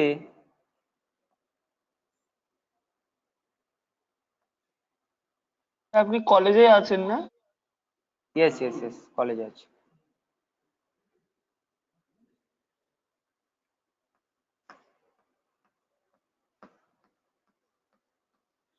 আমাদের যে রাউন্ড ফাইল হয় সেই শেপটা হয় এরকম। দেখো একটা সাইড হচ্ছে রাউন্ড, হাফ রাউন্ড, দেখো রাউন্ড হয়ে আছে, ক্রাব হয়ে আছে, দেখো দেখতে পাচ্ছ? Yes, sir. তো রাউন্ড। Yeah, আর একটু একটা বোঝা সাইড যাচ্ছে। দেখো ফ্ল্যাট, একটা সাইড একদম। ফ্ল্যাট, ঠিক আছে? এই এক জন্য side এটাকে shape বলা है। है हाफ राउंड फाइल। एग्जैक्टली, एक साइड क्रॉप और अलग साइड क्या है, फ्लैट है। তো এটা কোথায় ইউজ করা হয়? আমাদের ধরো একটা মেটাল আছে, মেটালের মধ্যে কোনো রাউন্ড শেপের কিছু একটা আছে। এই যে রাউন্ড শেপটা কি আমার এই ফাইল দিয়ে হবে? Yes or no? তোমরা দেখি, তোমরা কি বলো? আমরা ফ্ল্যাট ফাইল বা স্মুথ ফাইল দিয়ে করতে পারবো? রাউন্ডটাকে শেপ করতে পারবো? রাউন্ড শেপটা আনতে পারবো? না না স্যার। স্যার। না স্যার, হবে না, ওটা দিয়ে হবে না। হবে না। সেই কারণের জন্য এটাকে হাফ রাউন্ড ফাইল দিয়ে আমরা কি করব, ফাইলিং করব। করার পর এটা কি হবে, হাফ রাউন্ড হবে।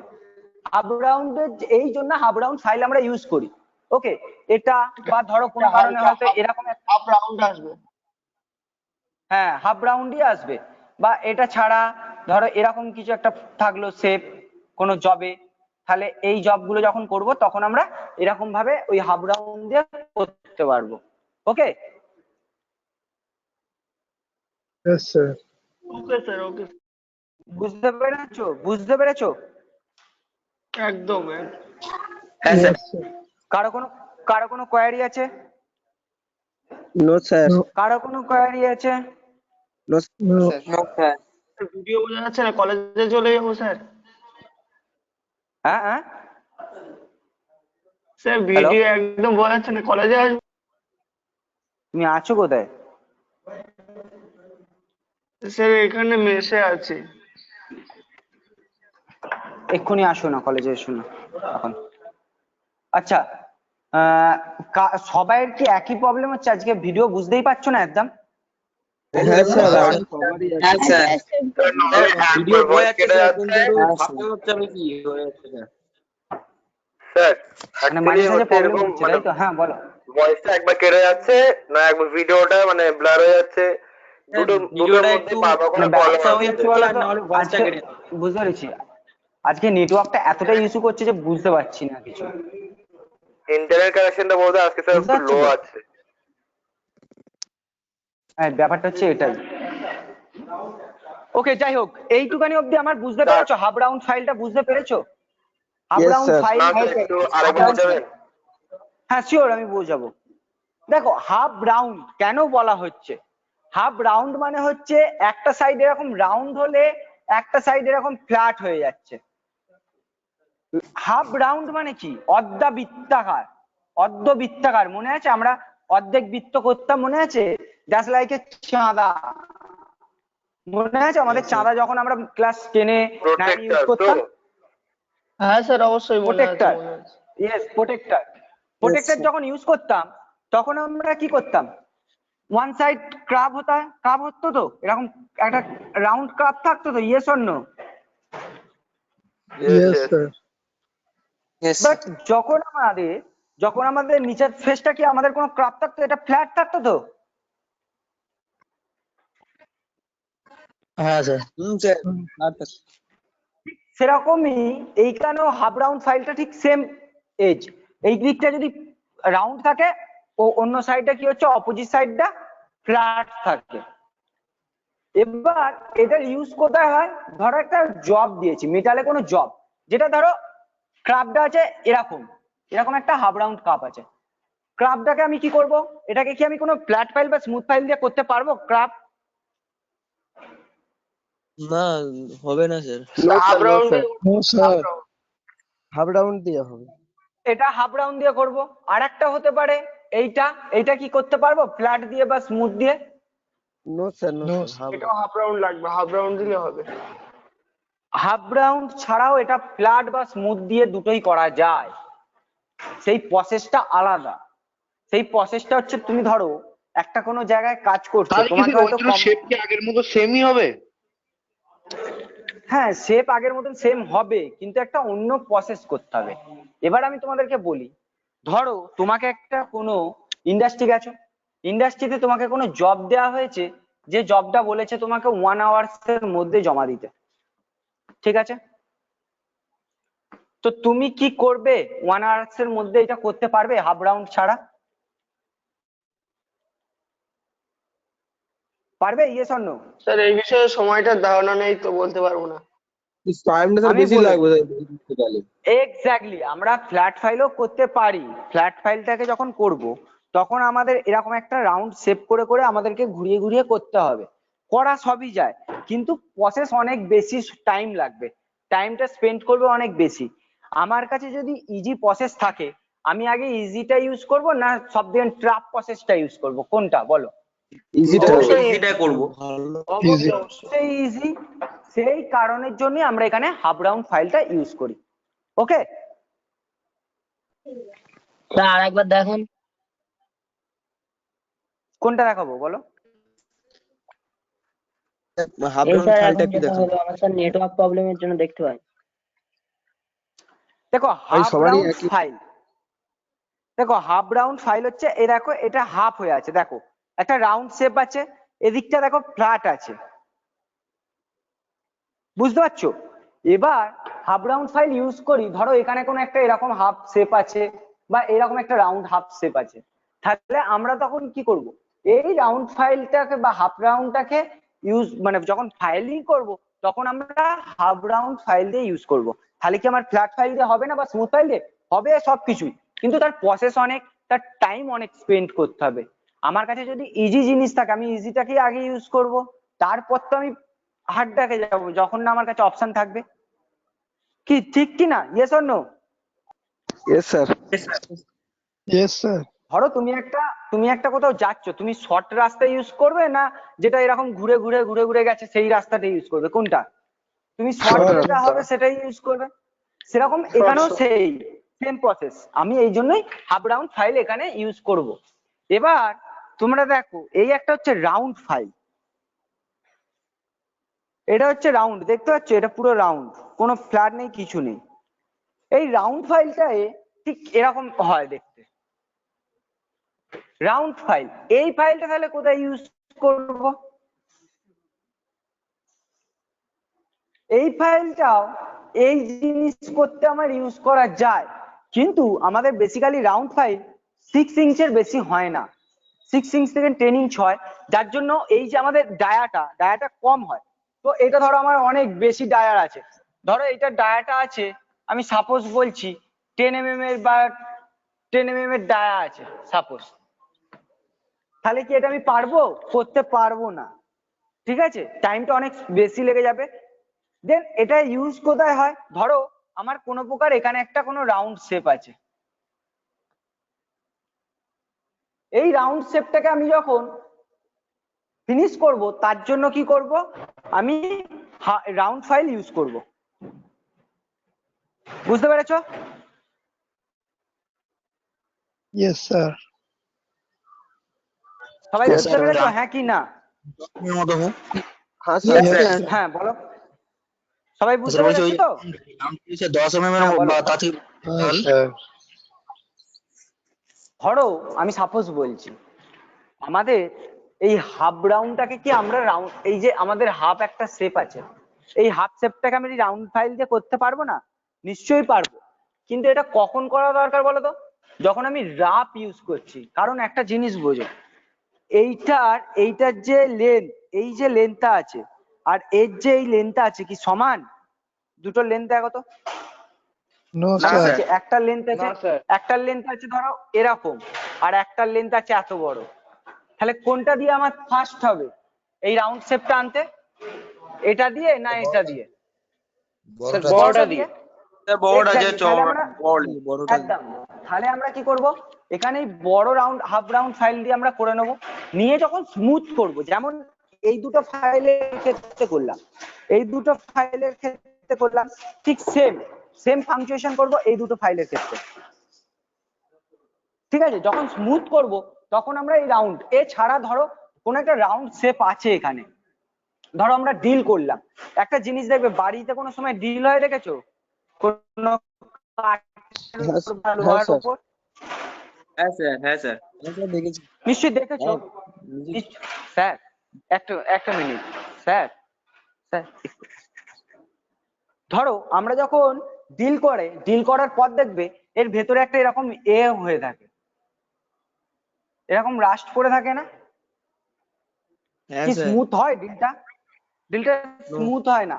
এই যে এজ গুলো, এই যে আমাদের যে ওয়েস্টেজ মেটালটা আছে, এই মেটালটাকে আমি পুরোপুরি স্মুথ করার জন্য কি করলাম, এই রাউন্ড ফাইলটা দিয়ে আমরা স্মুথ করতে পারবো। ধরো একটা হোল আছে আমার কাছে, ডিল করেছি হয়তো আমি, সাপোজ ধরো আমি 2 mm এর ডিল করেছি, 2 mm এর ডিল করেছি। এবার এই ডিলটা ধরো আমার দরকার, এই হোলটা ধরো দরকার আমার, সাপোজ ধরো এই হোলটা দরকার আমার 8 mm এর, তোমার কাছে হয়তো 8 mm এর ড্রিল বিট নেই, তাহলে তুমি এইটাকে কি বড় করতে পারবে? তোমার কাছে হয়তো রাউন্ড ফাইল আছে, তাহলে তুমি পারবে? Yes or no? স্যার হবে হবে স্যার। অবশ্যই হবে, Sir. কারণ কি আমার এইটা তো 2 mm পেয়ে গেছি, 2 mm এ আমার তাহলে এই রাউন্ড ফাইলটা দিয়ে আমি এই হোলটাকে বড় করে নিতে পারবো, তাহলে আমি সেখান থেকে 6 mm বাড়াতে পারবো। বুঝতে পারলে? Yes, sir. হ্যাঁ স্যার, সবাই বুঝতে পেরেছো? Yes or no? Yes sir, sir sir বেঁধে যাচ্ছে অতিরিক্ত। এইভাবে, হ্যাঁ বলো বলো। আরেকবার বলবেন স্যার? হ্যাঁ মাঝে মাঝে ছবিটা বড় ঝাপসা হয়ে যাচ্ছে, আবার কেটে কেটে হয়ে যাচ্ছে মাঝে মাঝে ভয়েসটা। আসলে ব্যাপারটা কি হচ্ছে জানো তো, আজকে নেটওয়ার্কটা প্রচন্ড হ্যাম্পার করছে, যার জন্য এই প্রবলেমটা হচ্ছে আমার আজ। ধরো আমি একটা 2 mm এর ডিল করেছি, 2 mm দিয়ে ডিলটা করেছি সাপোজ ধরো, এবার 2 mm এর ডিলটাকে আমার দরকার হয়তো এই হোলটা 8 mm এর, এই 8 mm এর হোলটা দরকার। এবার আমার কাছে কথা হচ্ছে, ধরো তোমার কাছে 8 mm এর ডিল বিট নেই, এই ডিল বিটটা তোমার কাছে নেই, তুমি কি তাহলে এই 2 mm এর হোলটাকে বড় করতে পারবে? Yes or no? তোমার কাছে রাউন্ড ফাইল আছে, তুমি পারবে হ্যাঁ কি না? ইয়েস স্যার পারবো। হ্যাঁ স্যার পারবো। পারবে তো? হ্যাঁ স্যার হবে। এক্স্যাক্টলি, হ্যাঁ, স্যার। সেই কারণের জন্যই এই রাউন্ড ফাইলটা দিয়ে আমরা কি করবো, এই হোলটাকে বিগ সাইজ করতে পারি বা লার্জার করতে পারি। বুঝতে পেরেছো সবাই? বুঝতে পেরেছো? Yes or no? Yes sir. Ritesh কর, কি হয়েছে বুঝতে পারছো না? রিতেশ কর, হ্যাঁ স্যার বুঝতে পারছি। রিতেশ কর, বুঝতে পেরেছো তো সবাই? ওকে ওকে, আমি নেক্সট দেখাই। নেক্সট একটা ফাইল হচ্ছে যেটাকে বলা হয় স্কোয়ার ফাইল। দেখো চারটে শেপই এরকম হয়, স্কোয়ার মানে হচ্ছে ফাইলটা ঠিক এরকম একটা শেপ আছে।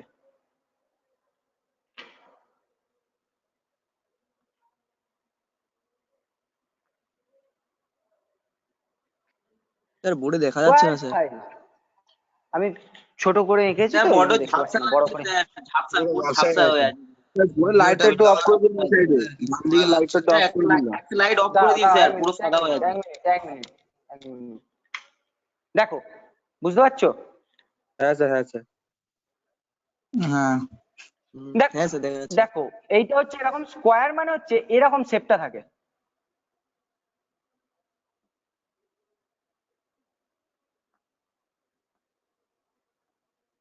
স্কোয়ার মানে ঠিক এরকম শেপটা থাকে স্কোয়ার ফাইলের। বুঝতে পেরেছো? এইরকম স্কোয়ার থাকবে ফাইলটা। তো এই স্কোয়ার ফাইল কোথায় ইউজ করা হয়? তোমাদের একটা আমি এর আগে একটা মেটাল দেখিয়েছিলাম যেখানে একটা স্কোয়ার স্লট কাটা থাকে। ধরো আমার স্কোয়ার স্লটটা কিরকম কাটা থাকে, ধরো আমার এই একটা মেটাল, মনে আছে আমি একটা জব দেখিয়েছিলাম ফিটিং এর জন্য, যখন ফিটিং বোঝাচ্ছিলাম যে ফিটিং জবের কাজটা কি, এরকম একটা স্কোয়ার কাটা আছে। এবার ধরো এই স্কোয়ারটাকে আমি ফ্ল্যাট ফাইল বা স্মুথ ফাইল দিতে পারি তো, yes or no? Yes sir. Yes sir. Yes sir. পারবো, পারবো, কিন্তু কি হয়, ধরো আমি ফ্ল্যাট ফাইলের দুটো এজে তো আমার তীর থাকে, ইয়েস অর নো? আছে তো দুটোতে এজে? হ্যাঁ স্যার, হ্যাঁ স্যার, হ্যাঁ। দুটো এজে তীর আছে, তাহলে যখন আমি এটা ফাইলিং করব, আমার ফাইলিং হয়তো এই নিচের অংশটা করছি, তাহলে তো আমার এই তীর দিয়ে এই ধারগুলোকেও আমার নষ্ট করে দেবে। হ্যাঁ স্যার দুই ধারই নষ্ট হইবে স্যার। স্যার, দুধারেই হবে, তো নষ্ট কিন্তু হয়ে যাবে। হ্যাঁ সেটাই বলছি, দুধার আমার নষ্ট হয়ে যাবে তো। সেই জন্য যদি আমি স্কোয়ার ফাইল ইউজ করি, স্কোয়ার ফাইল ইউজ করলে আমার অ্যাডভান্টেজটা কি, স্কোয়ার ফাইল যদি আমি ইউজ করি তার অ্যাডভান্টেজ হচ্ছে, হ্যাঁ নিশ্চয়ই এই তো দেখাচ্ছি, ধরো স্কোয়ার ফাইল মানে হচ্ছে স্কোয়ার, দেখতে পাচ্ছ এই স্কোয়ার, দেখো এদিকেও যা আছে এদিকেও তাই আছে, এদিকেও তাই আছে, এদিকেও তাই আছে। হ্যাঁ স্যার বোঝা যাচ্ছে। হ্যাঁ স্যার, বুঝলাম স্যার। এই যে Yes, স্কোয়ার sir. ফাইল, এবার দেখো আমি বলি, ধরো স্কোয়ার ফাইল যদি আমি এটা স্কোয়ার করি তাহলে কি হবে, তাহলে স্কোয়ার ফাইলটায় আমার তাহলে চারটে এজই সমানভাবে কাটবে, কারণ চারদিকেই তো আমার তীর আছে। স্কোয়ার ফাইলে হ্যাঁ কি স্যার। আছে, এদিকেও যে তীরটা আছে ঠিক অপোজিট সাইডেও এই তীরটাই রয়ে গেছে, তাহলে আমার চারটে সাইডই সেম কাটবে। Yes, sir. হ্যাঁ স্যার। Yes, sir. এই কারণের জন্য আমরা যখন স্কোয়ার কোনো স্লট পাবো তখন স্কোয়ার ফাইল করব। স্কোয়ার ফাইলের ইউজ হচ্ছে এরকম স্কোয়ার স্লটে গিয়ে স্কোয়ার ফাইল ইউজ করা হয়। স্যার স্কোয়ার বুঝতে ফাইলটা পেরেছো? ছোট, তো জায়গাটা যদি বড় হয় তখন কি দিয়ে করা হবে স্যার? না আমার কাছে হয়তো এটা ছোট আছে, বাট এছাড়াও ধরে নাও তোমার স্কোয়ার ফাইল যদি ছোট মানে বড় হয় স্কোয়ার ফাইল, সেটা নয়। এবার ধরো তুমি বলছো, যেটা ভেরি গুড কোশ্চেন, ধরো জায়গাটা আমার বড় হয়েছে, ধরো আমার এনলার্জটা হচ্ছে এরকম বড়, স্কোয়ারের এনলার্জটা, তাহলে আমি এটাকে কি করে করব, তাই তো তোমার কোশ্চেন? তখন হ্যাঁ, স্যার। অপশন কি, আমার ফ্ল্যাট ফাইল দিয়ে দেখো, আমি আগে ডায়াটা, ধরো আমার এতখানি মেটাল এক্সেস আছে, সাপোজ বলছি, ধরো আমার আসতে হবে এখানে, ঠিক আছে এতখানি, তখন আমি কি করলাম, ফ্ল্যাট ফাইল দিয়ে এটাকে করে নিলাম, করে নেওয়ার পর তাহলে আমার এটাও মিনিমাম কমছে একটা, এটাও মিনিমাম কমছে, সেম এদিকেও গিয়ে তাই করলাম, এদিকে গিয়েও তাই করলাম, করে যখন ঠিক এরকম এজে চলে এলো, ধরো এরকম কাছাকাছি এসে গেছে মেটালটা, আসবে তো একটা টাইম তো এরকম কাছাকাছি আসবে, ইয়েস অর নো? হ্যাঁ স্যার। হ্যাঁ তো স্যার। হ্যাঁ স্যার। যখন কাছাকাছি Yes, sir. আসবে তখন আমরা কি করবো, এই স্কোয়ার ফাইল দিয়ে আমার যেহেতু দেখো একটা সাইড করে নেবে, যেহেতু ধরো তোমরা যেটা বলছো ছোট হলে এইখানটা ধরো নেবে, তাহলে আমাকে কি করতে হবে, তখন একটা ড্র ফাইল করা যায়। কিভাবে ড্র ফাইল করতে হয় সেটাও আমি দেখিয়ে দিই তোমাদেরকে। ধরো এইটা ধরো মেটাল, এইরকম ভাবে ফাইলটা ধরবে, এরকম ভাবে, ঠিক আছে, ধরে এরকম ভাবে হয়, দেখতে পাচ্ছ, ঠিক এইভাবে আমরা ড্র ফাইল করি। এবার ড্র ফাইলের জন্য একটা মোস্ট ইম্পর্টেন্ট ফাইল থাকে, যে ফাইলটাতে বেস্ট হয় ড্র ফাইল করা, সেই ফাইলটার নাম হচ্ছে ট্যাঙ্গুলার ফাইল। ট্যাঙ্গুলার মানে কি, বাংলায় কি বলি ট্যাঙ্গুলারকে? ত্রিভুজ। স্যার ত্রিভুজ, ত্রিকোণ। ভেরি গুড, ত্রিভুজ। ঠিক ফাইলটা সেভ হয় এরকম দেখতে,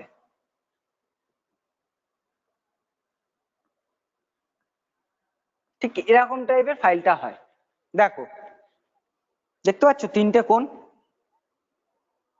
হ্যাঁ স্যার। Yes, sir. দেখতে পাচ্ছ Sir. এই যে তিনটে কোণ, দেখুন হ্যাঁ বলো। স্যার বললাম তোমার ক্যামেরা শো করাচ্ছে না। আমার ক্যামেরা শো Hello? হচ্ছে না, এটা কি আবার সবার ঢোক, আবার ঠিক হয়ে যাবে। আমারও হয়েছিল, লিফট করে আবার ঢোক হয়ে যাবে ঠিক। আচ্ছা আচ্ছা। স্যার হচ্ছে না তো। তো ট্যাঙ্গুলার, আমি তো বুঝতে পারছি না, কারো হচ্ছে কারো হচ্ছে না, আমি তো সেটাই বুঝতে পারছি না। স্যার ঠিক আছে স্যার, আমারও ওরকম হয়েছিল, লিফট করে বার হয়ে আবার ঢুকেছি স্যার, ঠিক হয়ে গেছে। স্যার আমি দুবার ঢুকেছি, কাজ হচ্ছে না। তোমার যেখানে নেটওয়ার্ক অ্যাক্সেস হবে কৃষ্ণেন্দু তুমি সেখানে যাও। কি আছো কৃষ্ণকান্ত নাকি কৃষ্ণ তরু মাইতি। কৃষ্ণতরু মাইতি, তুমি একটু এতে যাও। কৃষ্ণতরু মাইতি, আচ্ছা আচ্ছা। ঠিক আছে স্যার। তো দেখো এই যে ট্যাঙ্গুলার ফাইল কি হয়, ধরো কোনো ত্রিভুজাকৃতির শেপও থাকতে পারে কোনো মেটালে, সেইখানে আমরা ট্যাঙ্গুলার ফাইলটা ইউজ করতে পারি। অ্যান্ড দেন যখন আমরা ট্যাঙ্গুলার ফাইলে একটা জিনিস খুব ভালো বোঝা যায়, যেটা হচ্ছে ধরো আমার মেটালে কোথাও আপ ডাউন আছে কিনা। আমরা ধরো মেটালে কোনো ফাইলিং করছি, ধরো একটা ফাইলিং, এই তো মেটালের একটা এই এজ আছে, ইয়েস অর নো আছে তো, হ্যাঁ কি না? হ্যাঁ স্যার। হ্যাঁ স্যার। তো দেখো আমরা ধরো এজটা করতে গিয়ে তোমরা যখন ফাইলিং করবে তখন তোমরা বুঝতে পারবে তোমাদের কি প্রবলেম হচ্ছে, যখন কলেজ স্কুলে ফাইলিং করবে তখন বুঝতে পারবে। ধরো সাপোজ আমি ফাইলিং করেছি, এমন হয়েছে এই মিডিলটা উঁচু হয়ে গেছে, দু সাইড কি হয়েছে আমার নিচু হয়ে গেছে, এই সাইড দুটো আমার নিচু হয়ে গেছে, মিডিলটা উঁচু হয়ে গেছে। তাহলে আমার কি করতে হবে, ধরো এই মিডিলটা এরকম হয়ে গেছে, ঠিক জবের মেটালটা এরকম হয়ে গেছে, এরকম হয়ে গেছে। তো আমি কি করব তখন, সাপোজ দেখো এই যে মেটালটা আছে, এই মেটালটা আমার কি হয়েছে, মেটালটা আমার একটা মিডিলটা উঁচু হয়ে গেছে আর দু সাইড হয়তো নিচু হয়ে গেছে, তাহলে এরকম হয়ে যাবে, আমার ডিসব্যালেন্স হবে তো, হ্যাঁ স্যার। ইয়েস অর নো হ্যাঁ স্যার। হবে। Yes, sir. তাহলে এটাকে আমরা স্টেটটা কি করে করব, প্যারালালটা তখন ঠিক এরকম ভাবে বসাবো, বসিয়ে এইভাবে ড ফাইল করব। তাহলে কি হবে, আমার যেখানটা উঁচু আছে সেখানটাই তো কাটবে। ধরো একটা জিনিস কাটছো, এই উঁচুটায় যদি আমি ফাইলটা বসাই, তাহলে আমার উঁচুটা কাটবে না নিচুটা, এই সাইড গুলো কাটবে, কোনটা কাটবে? উঁচুটা কাটবে। তাহলে আমার একদম আমার তাহলে এই উঁচুটা লেভেল হয়ে যাবে, হবে তো, ইয়েস অর নো? হ্যাঁ স্যার। Yes sir. এই যে লেভেলটা হবে, এইটা এই ট্যাঙ্গুলার ফাইলে খুব ভালোভাবে করা যায়। ট্যাঙ্গুলার ফাইল তোমার লেভেলটা খুব ভালোভাবে বুঝিয়ে দেবে যে কোথায় উঁচু আছে, কোন সাইড গুলো নিচু হয়ে গেছে। এই যে অ্যাঙ্গেলের এই নিচু কোণগুলো হয়েছে, এইগুলোকে কিন্তু এই লেভেলটা পুরো সেম করে দেবে। তখন কিন্তু তোমার ফাইলটা এরকম এসে যাবে, এই যে এজটা এরকম ফ্ল্যাট এসে যাবে।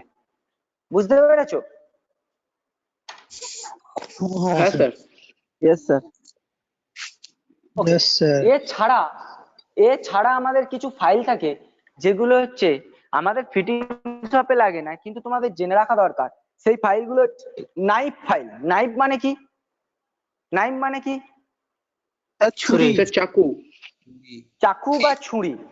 ছুরি। ছুরির মতন, একদম ছুরির মতন সেম দেখতে হয়। ঠিক নিচেটা এরকম থাকে,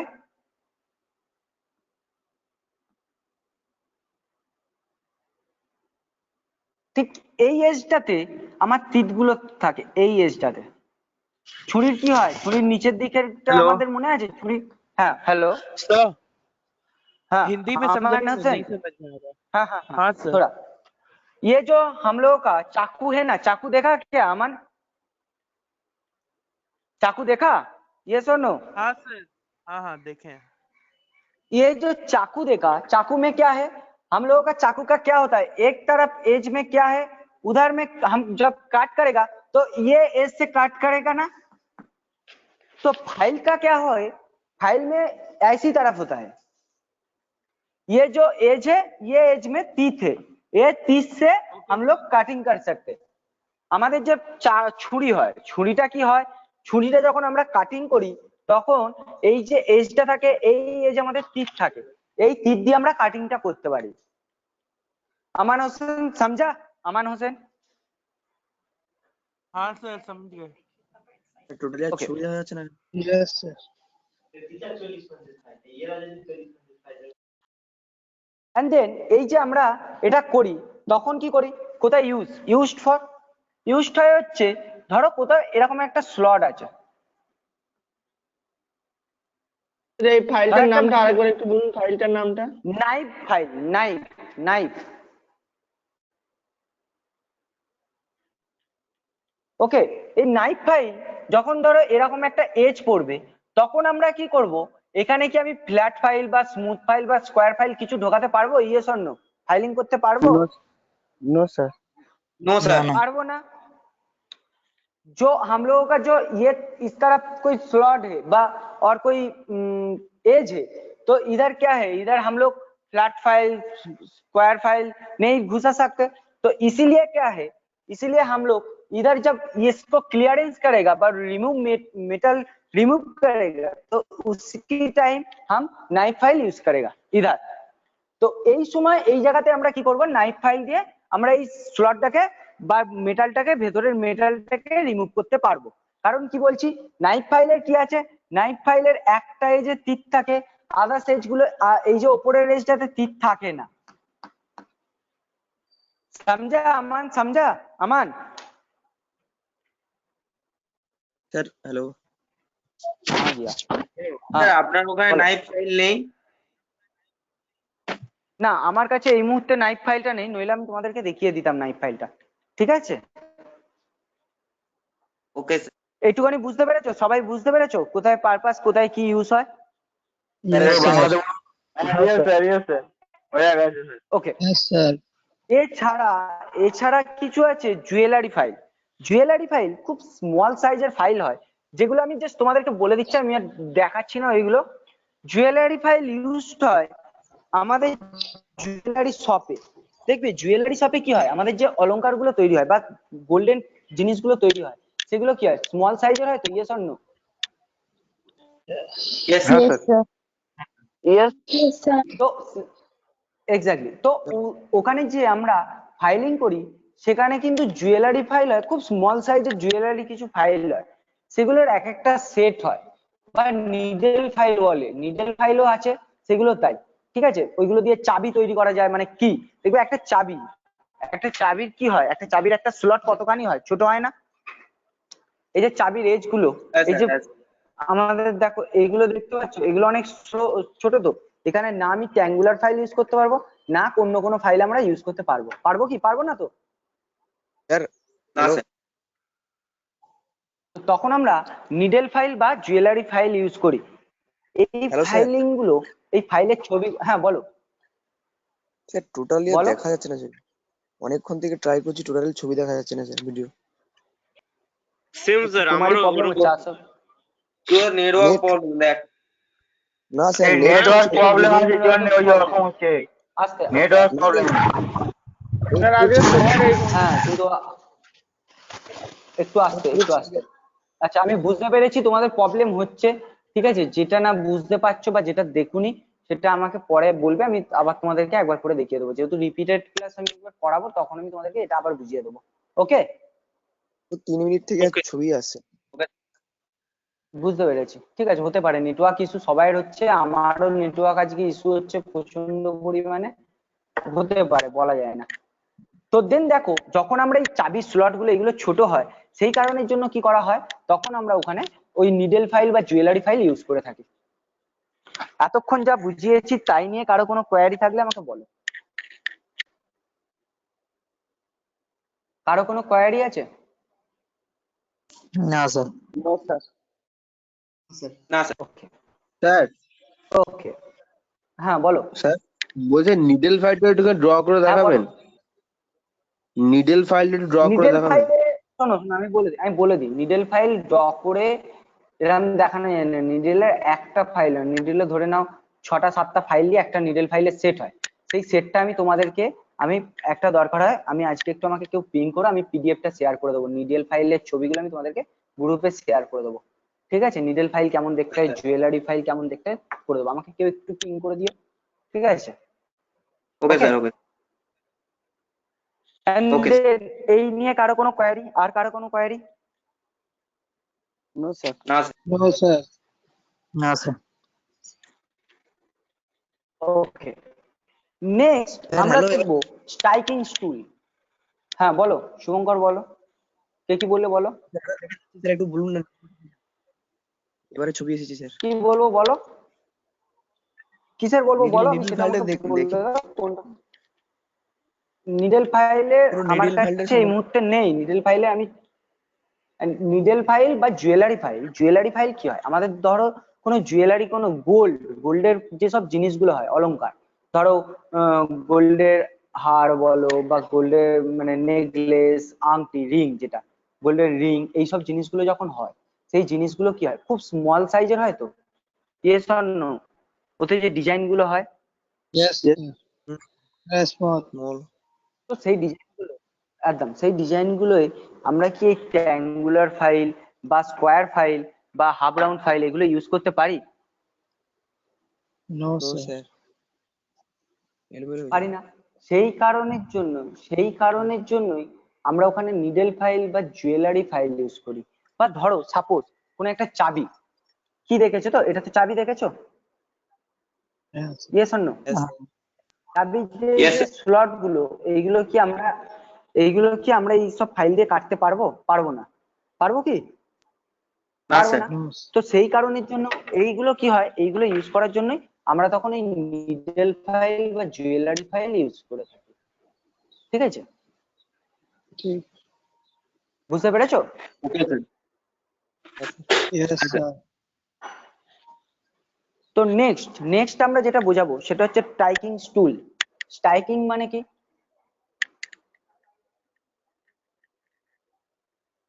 স্ট্রাইকিং বা স্ট্রাইকার মনে আছে? আমরা ক্যারামে স্ট্রাইকার দেখেছি তো। Yes or no? হ্যাঁ স্যার, Yes, sir. হ্যাঁ স্যার। স্ট্রাইকিং মানে হচ্ছে মারা, যেটা দিয়ে আমরা ফোর্স করব। সেই স্ট্রাইকিং টুলটা কি আছে? স্ট্রাইকিং টুলস হচ্ছে hammer. This called is hammer.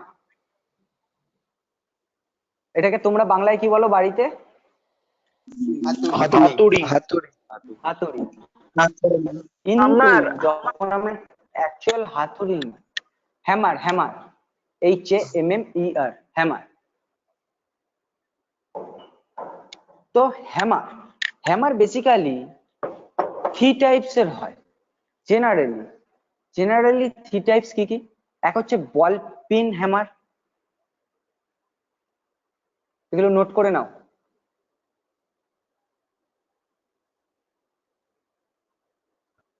হ্যাঁ স্যার বলুন। বল পিন হ্যামার, আরেকবার বলুন, স্টেট কেটে পেন গেছে। Hammer, ball peen hammer, ball pin. 2 নম্বর কি বললে স্যার?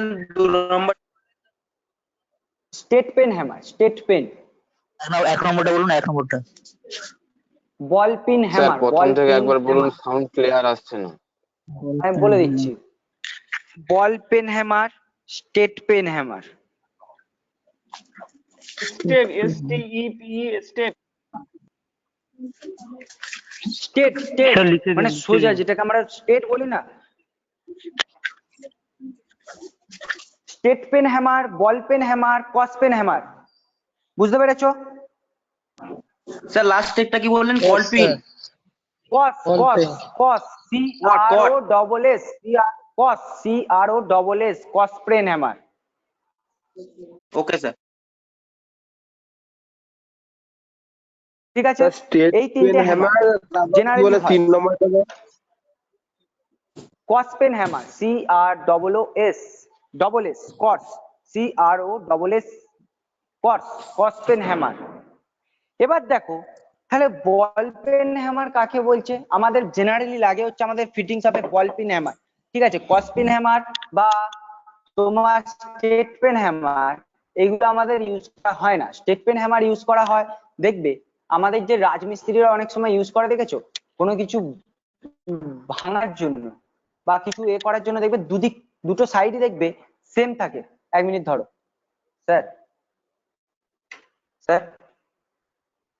ওখানে একটা স্টেট পেন হ্যামার ছিল না? স্টেট পেন হ্যামার আলমারিতে দেখুন, এই আলমারিতে ফিটিং এর আলমারিতে। ওই তো ওইটা কি আছে দেখুন, ওই নিচের হ্যামারটা দেখুন, ওই ধারে। ও বাবা, আচ্ছা শোনো, স্টেট পেন হ্যামারটা আমি দেখিয়ে দিই দয়া করে। স্টেট পেন হ্যামারটা হয় এরকম টাইপের দেখতে হয়। ঠিক আছে, দুটো সাইডই সেম এজ হয়। ঠিক আছে, যদিও এরকম না, আরেকটুখানি অন্য স্টাইলে দেখতে হয়। এরকম না, এখানটা দিক গিয়ে এরকম বেন্ড হয়ে এরকম ওঠে, এরকম ঠিক হয়। স্টেট পেন হ্যামার দেখবে তোমরা বেসিক্যালি ইউজ করে হচ্ছে, এবার কোনো গিল ফ্যাক্টরি দেখেছো? গিল ফ্যাক্টরি বা তোমার ধরো কোনো রাজমিস্ত্রিরা যখন ছেনি হাতুড়ি ইউজ করে দেখেছো? ছেনি হাতুড়ি। হ্যাঁ স্যার। হ্যাঁ স্যার। তো তাদের দেখবে দুটো সাইডের শেপ দেখবে একই থাকে, ওইটাকে বলা হচ্ছে স্টেট পেন হ্যামার। আর এটা হচ্ছে বল পেন হ্যামার। কেন বলা হচ্ছে? এই যে শেপটা দেখছো, দেখো বলের মতন একটা, দেখতে পাচ্ছ বলের মতন? হ্যাঁ হ্যাঁ হ্যাঁ স্যার। তো এটাকে বলা হচ্ছে বল পেন হ্যামার। আর কস পেন হ্যামার ইউজ করা হয় কোনো ওই কামারশালায় যাবে, কামারশালায় গেলে দেখবে কস পেন হ্যামার দেখতে পাবে। বুঝতে পেরেছো? যার দুদিকে সমান। Yes, ওটা sir. কিরকম ট্র্যাক্টরটা একটু এঁকে দেখান। কস পেন হ্যামারটা হচ্ছে বেসিক্যালি এরকম দেখতে হয়, একটু কসিং টাইপের থাকে। স্যার ওই এক সাইড দিয়ে পেরেক তোলার জন্য থাকে ওই রকম হ্যামার স্যার?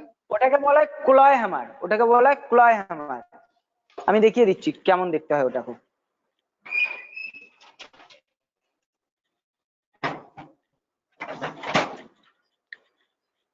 এই হ্যামারটার কথা বলছো তো তোমরা? এটাকে কিন্তু কসপেন বলে না। হ্যাঁ স্যার। ক্লয় হ্যামার এটাকে বলে ক্লয় হ্যামার, একদম ক্লয় হ্যামার। কসপেন হ্যামারটা হয় কিছুটা এরকম টাইপের দেখতে। দাঁড়াও দেখিয়ে দিচ্ছি।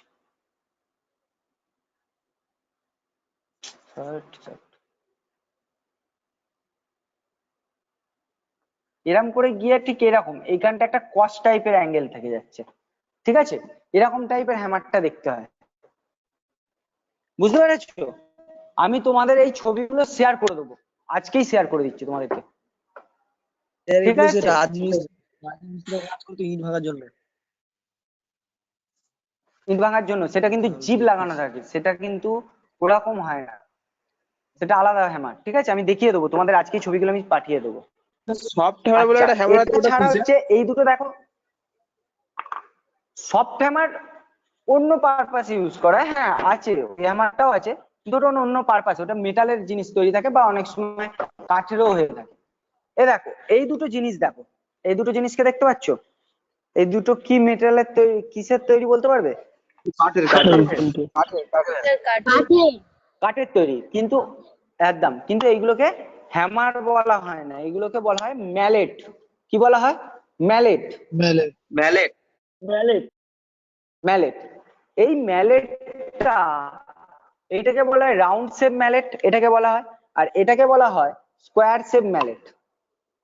যেহেতু স্কোয়ার আছে, দেখতে পাচ্ছ এটা? হ্যাঁ Yes. Sir.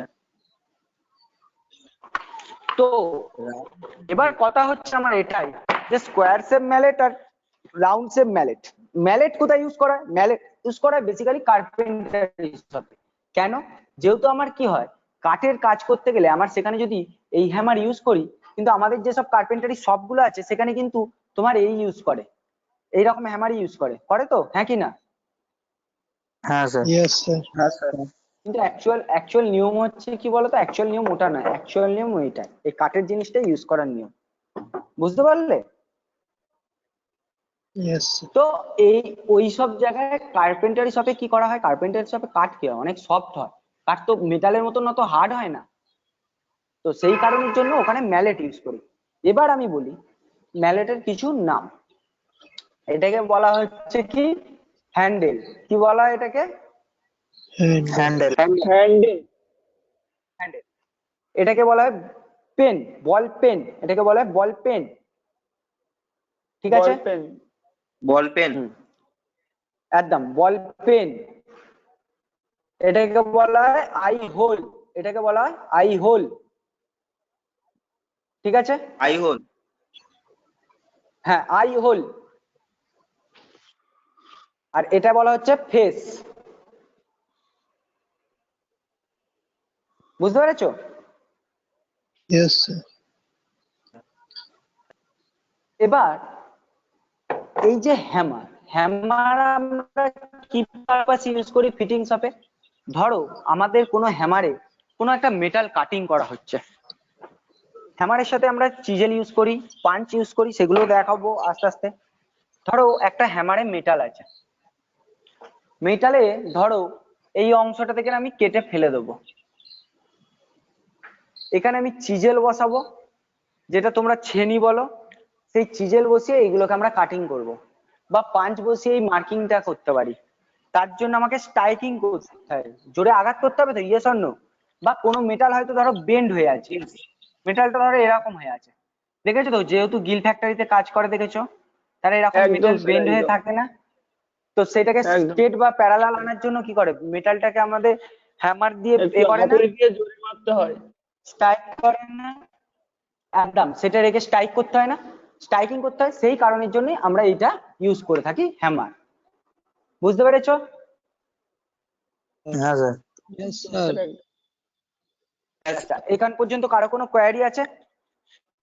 No, sir. Sir ম্যালেটটা কবার বললেন, একটু বলবেন? ম্যালেটটা এখানে টু টাইপস এর আছে। এক হচ্ছে মানে শেপ হিসাবে টু টাইপস, একটা হচ্ছে রাউন্ড শেপ আর একটা হচ্ছে স্কোয়ার শেপ। ম্যালেট হচ্ছে টু টাইপস এর, শেপ হিসাবে টু টাইপস এর আছে, সেটা হচ্ছে রাউন্ড শেপ আর হচ্ছে স্কোয়ার শেপ। স্যার বলছি স্যার হাফ রাউন্ড ফাইলের পরে আর একটা কি ফাইল দেখানো হয়েছিল, ওই ফাইলটা আমি দেখতে পাইনি, ক্যামেরা অফ হয়ে গেছিল। হাফ রাউন্ডের ফল হচ্ছে round file. Round file, round মানে পুরোটাই রাউন্ড, ঠিক আছে? কোথাও ধরো একটা কোনো রাউন্ড হোল থাকলো, হ্যাঁ রাউন্ড ফাইল। রাউন্ড মানে হচ্ছে ধরো হাফ রাউন্ডের কি হচ্ছিল, একটা সাইড রাউন্ড হচ্ছিল, একটা সাইড ফ্ল্যাট হচ্ছিল, তাই তো? ধরো একটা সাইড রাউন্ড হচ্ছিল আর একটা সাইড কি হচ্ছিল, ফ্ল্যাট হচ্ছিল, অপোজিট সাইডটা। বাট এর ক্ষেত্রে কি হচ্ছে, এর ক্ষেত্রে টোটাল ফাইলটাই এরকম রাউন্ড ফাইল। এবার এটা কোথায় পারপাসে ইউজ করা হয়, ধরো আমার একটা এইখানে রাউন্ডে, আমার ধরো তোমার কাছে আছে ডিল আছে, কি 2 mm এর ডিল আছে সাপোজ ধরো, এবার তোমার দরকার হচ্ছে 8 mm, এই হোলটা দরকার 8 mm, বাট তোমার কাছে 2 mm এর ডিল আছে, তুমি 2 mm এর ডিল করেছো, তাহলে 8 mm টা কি করে করবে? তোমার কাছে ফাইলিং আছে, রাউন্ড ফাইলটা আছে তোমার কাছে, তাহলে তুমি কি করতে পারবে, এইটার ভেতরে ঢুকিয়ে এটাকে হোলটাকে এনলার্জ করতে পারবে বা বড় করে দিতে পারবে, পারবে তো? Yes or no? এই হচ্ছে Yes, sir. রাউন্ড ফাইলের পারপাস বা কাজ। Okay okay sir, okay sir. একটা জিনিস বলে দিই, যখন হ্যামার ইউজ করবে, হ্যামার খুব ভালোভাবে ইউজ করবে, কারণ কি হয়, যখন এই যে হোলটা দেখতে পাচ্ছ, এখান থেকে না অনেক সময় হ্যামারের কি হয়, এই ফেসটা বা এই যে বডিটা আছে, টোটালটা হচ্ছে বডি, এই বডিটা খুলে যেতে পারে। তো এটা একদম এটা দেখে নেবে যে এটা ঠিকঠাক আছে কিনা। ওকে স্যার এন্ড দেন আরেকটা জিনিস বলি, হ্যাঁ বলো বলো।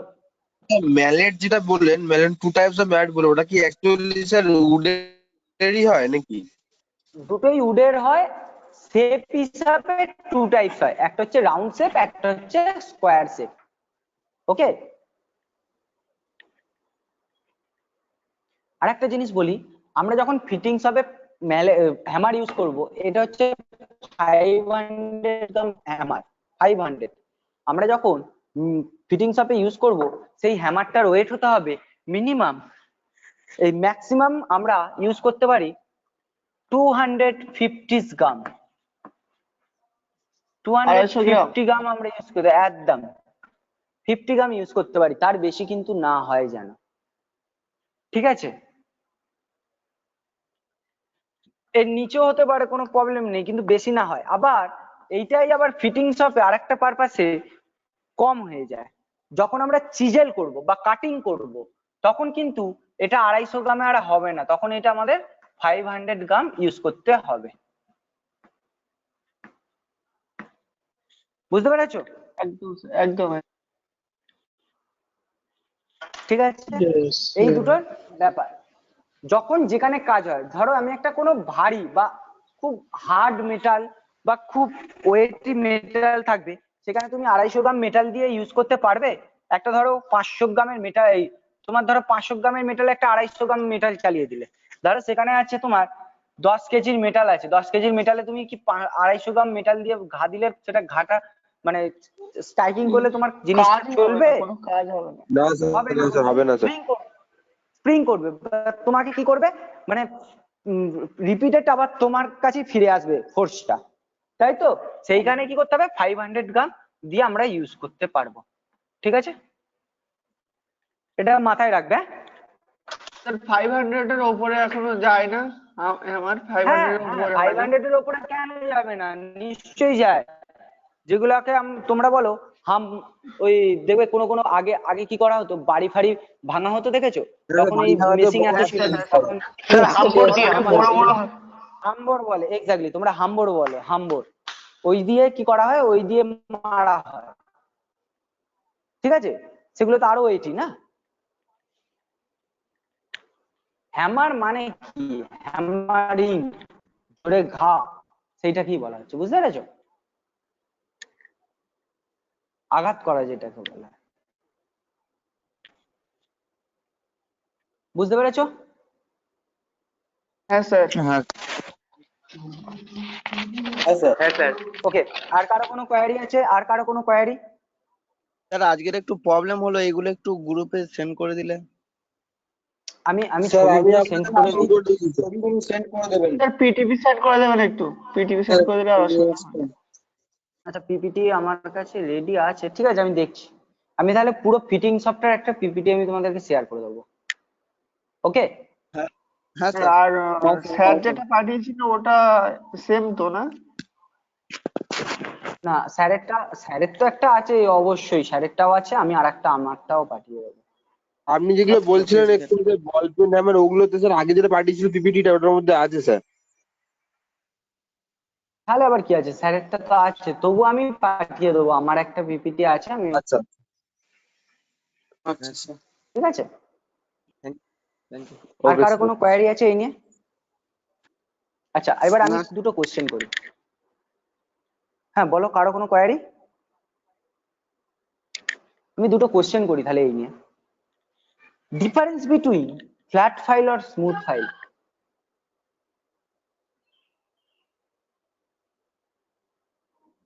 ডিফারেন্স বিটুইন ফ্ল্যাট ফাইল আর স্মুথ ফাইল, কি হলো বলো? सर फ्लैट फाइल में इंक्लाइंट एंगल होता है और स्मूथ फाइल में इंक्लाइंट एंगल नहीं होता। Very good. और স্যার क्या है? কোয়েশ্চেনটা একবার রিপিট করুন। ফ্ল্যাট ফাইলে ডিফারেন্স দুদিকে দুদিকে ডিফারেন্স আর স্মুথ ফাইলের একদিকে। কি একদিকে কি, আমি কোশ্চেনটা ডিফারেন্স বিটুইন ফ্ল্যাট ফাইল আর স্মুথ ফাইল। দুদিকে এজ তো সবাইরই থাকে। ফ্ল্যাট ফাইলে একদিকে তীর গুলো থাকে আর একদিকে থাকে না, একদিকে প্লেন থাকে।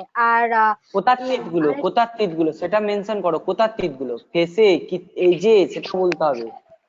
सर राइट साइड में तीत होता है, लेफ्ट साइड में तीत नहीं होता है। হ্যাঁ, শোনো, আমি বলে দিই তোমাদেরকে।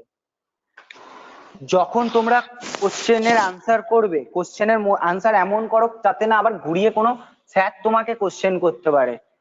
আমি কি বলেছিলাম, যে ফ্ল্যাট ফাইলে দুটো যে এজ থাকে, এজের দু সাইডে তীর থাকে, yes or no?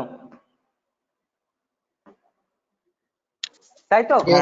But smooth ফাইলের ক্ষেত্রে কি হয়, এক সাইডের এজে তীর থাকলে এক সাইডের এজে তীর থাকে না। আর এই যে অ্যাঙ্গেলটা থাকে, এই অ্যাঙ্গেলটা ফ্ল্যাট ফাইলে থাকে, স্মুথ ফাইলে থাকে না। এবার কোশ্চেন তোমরা যেমন ভাবে আনসার করছো, যে এক সাইডে দু সাইডে, একটা ফ্ল্যাট ফাইলে দু সাইডে তীর থাকে, এক সাইডে থাকে না, এরকম বলো না, এজ লেখো, এজ এজ কথাটা উল্লেখ করো, ঠিক আছে? ওকে ওকে ক্লিয়ার? এমন কোশ্চেনের আনসার করবে যাতে তোমাকে ঘুরিয়ে না স্যার কোশ্চেন করে, ঠিক আছে? ট্যাঙ্গুলার ফাইল কোথায় ইউজ করা হয়? ট্যাঙ্গুলার ফাইল কোথায় ইউজ করা হয়?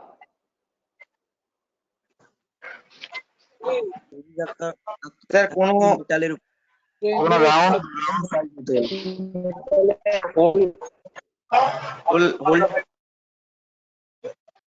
হ্যাঁ বলো।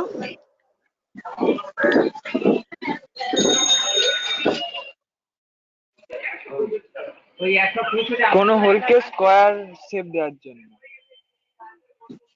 কোনো হোলকে স্কোয়ার শেপ দেওয়ার জন্য ট্যাঙ্গুলার ফাইল ইউজ করি? আমি ওই জন্য বলি যখন পড়াই তখন কোশ্চেনটা ভালো করে শোনো, পড়াটা ভালো করে শোনো, না বুঝতে পারলে আমাকে 1000বার জিজ্ঞাসা করো, কিন্তু কোশ্চেন যখন করি তোমাদের এরকম কেন আনসার পাই? এগুলো করো না, এগুলো তোমাদের প্রবলেম। আমি পড়িয়ে যাচ্ছি, তোমরা বলছো হ্যাঁ বুঝে গেছি, তারপরে কোশ্চেন করছি রিপিটেডলি তোমরা পাচ্ছ না। এই জিনিসগুলোই খারাপ। চেষ্টা করো ভালোভাবে কোশ্চেনের আনসার করার। ওকে, জিনিসগুলো ভালো করে বোঝো, বুঝে তারপর তোমরা বলো। না বুঝতে পারলে আমাকে আবার জিজ্ঞাসা করো, আমি কোনো ব্যাপার না, আমার কোনো প্রবলেম নেই। তোমরা একবারের যদি 1000বার জিজ্ঞাসা করো 1000বারই বলবো, কিন্তু এরকম ভাবে চুপ করে থেকো না, যখন কোশ্চেন করবো কিছু বলতে পারবে না, তোমরা বললে হ্যাঁ আমি রিপিটেডলি বুঝে গেছি, তারপরে বলছো না আমি স্যার কিছুই বুঝিনি, চুপ করে বসে আছো। এরকমটা করো না।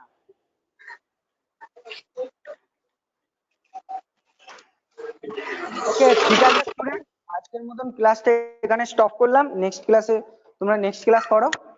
ওকে, hello, okay, Thank you, sir. Thank you, sir. Thank you sir. Thank you sir. Okay, Thank you. Welcome everyone.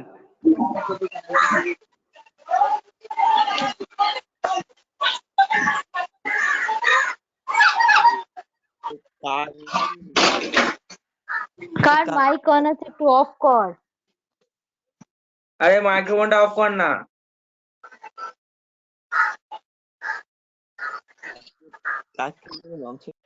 আরে পার্থ ঘোষ, মাইক্রোফোন অন করা আছে, অফ কর না। ও বাড়ি নেই, কোথায় গেছে?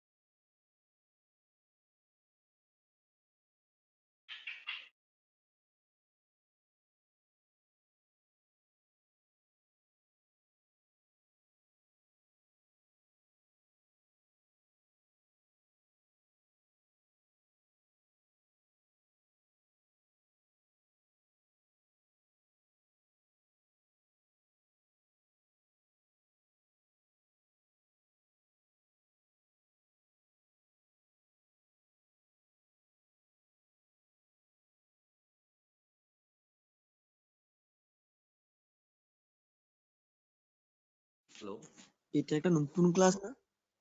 প্রথম হচ্ছে এটা? হ্যালো হ্যাঁ ভাই, হ্যাঁ একদম। students, good morning. My name is Tapas Bandyopadhyay. You people are there already? Good morning sir. Morning, Morning, morning. sir. How Morning, many? sir. Good Morning, morning, morning. sir. Good morning, Good sir. morning. Sir. Very good morning, very good morning. I think 73 of you are there, right? Already, I can see Yes, that. sir. Yes, Yes. sir. Yes, sir. Yes, Yeah. sir. Yes. Yes, sir. Okay. Okay, fine. So we will wait for another 2-3 minutes and then we will start the session, right? If Okay, sir. anybody wants to join, then we will start. Okay, right now it is 12:10, right? So we'll start the session by another 2-3 minutes. If any one of your students who wants to join, they can join in this period of time. Thank sir you. এটা কি class sir? হ্যাঁ বলো, sir এটা কি বলো কি class? বলছিলে বলো। এই ক্লাসটা কোন এটা আজকে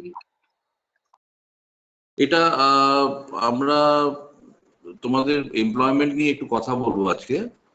প্রবাবল এমপ্লয়মেন্ট কিরকম ইন্ডাস্ট্রিতে কি রকম হয় এবং ইন্ডাস্ট্রি এক্সপেকটেশন কি থাকে স্টুডেন্টদের কাছ থেকে, আজকে এই নিয়ে আমি তোমাদের সাথে একটু আলোচনা করব। This should be an interactive session, so I'll request all of you to interact in between. Okay, if there is any question or if you want to ask me anything, you can ask in between.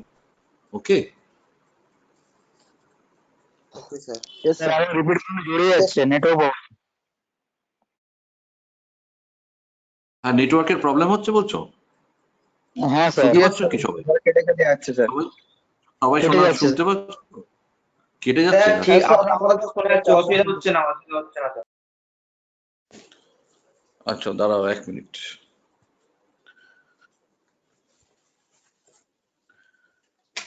আচ্ছা এবার দেখো তো কিছু কি improvement হলো? এবার কি হ্যাঁ কিছু স্যার। ইমপ্রুভমেন্ট হয়েছে? হ্যাঁ স্যার বেটার? ক্লিয়ার। আচ্ছা আচ্ছা আচ্ছা আচ্ছা, ঠিক আছে।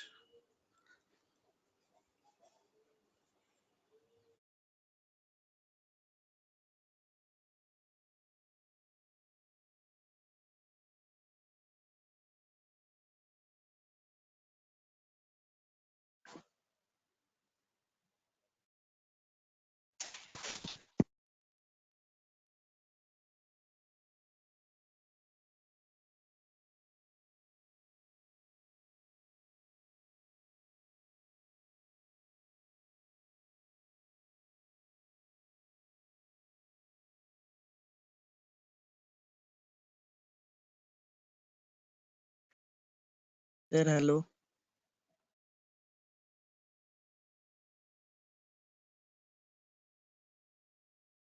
Hello, students, I think I should start now. Okay, if anybody wants to join, they can join in between.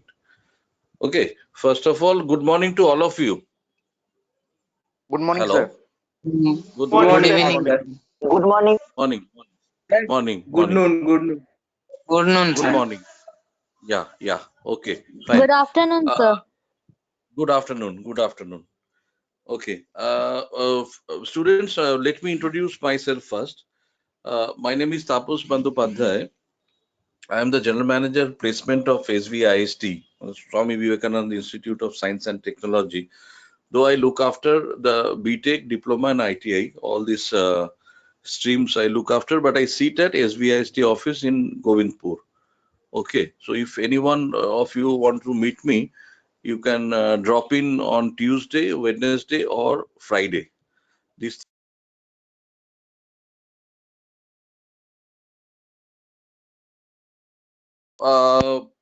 I have a total industry experience of around 24 years. So I have worked in several good companies. Maybe you will be knowing these names. Like I started my career with IFB Bosch. Then I worked there for 7-8 years. Then I joined General Electric, Godrej GE Appliances. Again worked there for 8 years, and then HDFC Standard Life, banking sector. And my last assignment was with MetLife Insurance, which is an American MNC. Okay. I was also associated with Randstad. If any one of you know about Randstad, it's an European firm, HR consulting firm, where my job is to take interviews and take placement, give placement for vice president, CEOs level people. Okay. My association with Swami Vivekananda Institute goes beyond 5 years. And prior to that, I was associated with DIATM, Durgapur Institute of Technology and Management, as a GM placement and training.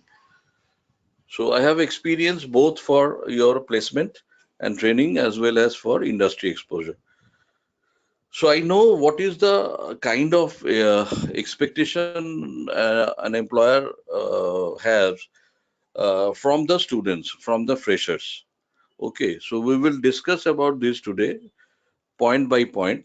And I will request you to ask questions also. This should be an interactive session where I require all of your participation in terms of asking questions, or if you don't understand anything, or if you want to deviate, you can always ask me. Okay. Fine. Now, what is the preparation that you should you are in the first year, right?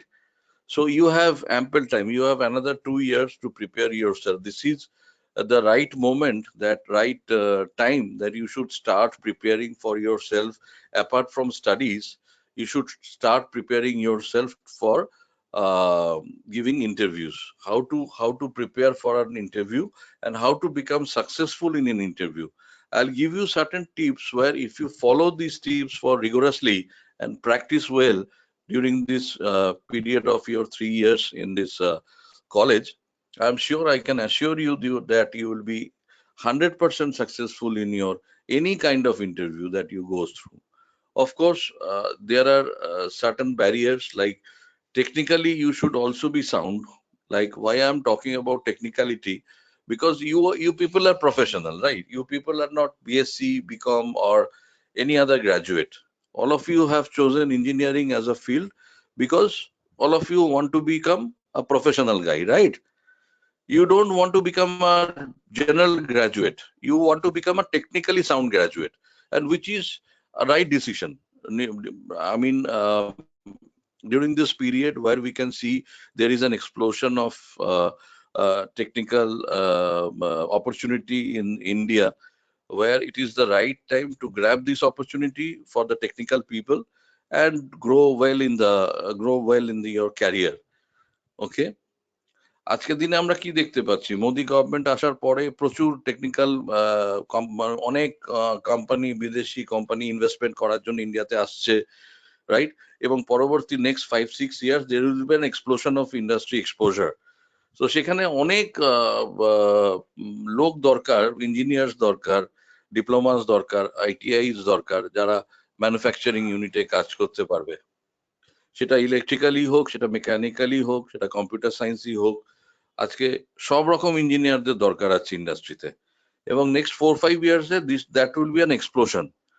মানে third world কান্ট্রিজে India will be in the first priority after China. মানে চায়নাতে আজকে আমরা যে ধরনের problem বাকি কোম্পানিগুলোকে face করতে হয়, সেখানে পলিটিক্যাল সিচুয়েশনই বলো বা সেখানে আদার যা হিন্ড্রেন্সেস আছে, একটা কমিউনিস্ট কান্ট্রিতে যে হিন্ড্রেন্সেস হয় সেটা তো আর ইন্ডিয়াতে নেই। ইন্ডিয়াতে আজকে যে গভর্নমেন্ট কাজ করছে সেখানে আমরা দেখতে পাচ্ছি যে সব রকম ইন্ডাস্ট্রিকেই ওরা চাইছে যে ইন্ডিয়াতে আসুক, যাতে জব অপরচুনিটিসটা অনেক বেশি গ্রো করে। তো সেইখানে আমাদের একটা বিরাট বড় স্টুডেন্টদের একটা অপরচুনিটি রয়েছে, যে আমরা যেটা আমি মানে কেন বলছি তার কারণ, recently I went to Orissa. I have gone through the courses of engineering courses of Orissa. I went to Bangalore also. এবং আমি ফেরত আসার পরে AICTU যে কোর্স মেটেরিয়ালস যেটা আছে সেটা যখন কম্পেয়ার করছি, তখন আমি দেখছি যে কোর্সেস আমাদের এখানে যেটা ফলো করা হয় সেটা একটু ওল্ড প্যাটার্নের। তার থেকে কিন্তু আজকে অনেক বেশি বাইরের যারা ইউনিভার্সিটিতে পড়ছে, ধরো উড়িষ্যাতে পড়ছে বা সাউথে পড়ছে, তারা কিন্তু একটু হলেও বেটার ইকুইপড। তো আমাদের তো তাদের সঙ্গে লড়াই করতে হবে। আজকে আমি যদি ভাবি যে আমি শুধু ক্যালকাটাতে পড়ে থাকবো এবং ভালো চাকরি পাবো, এটা একটা মিথ হয়ে গেছে এখন। ক্যালকাটায় কিন্তু opportunities are very very less, এবং স্যালারির ক্ষেত্রেও তুমি দেখবে 7,000, 8,000, 9,000 টাকা, this are the salary range.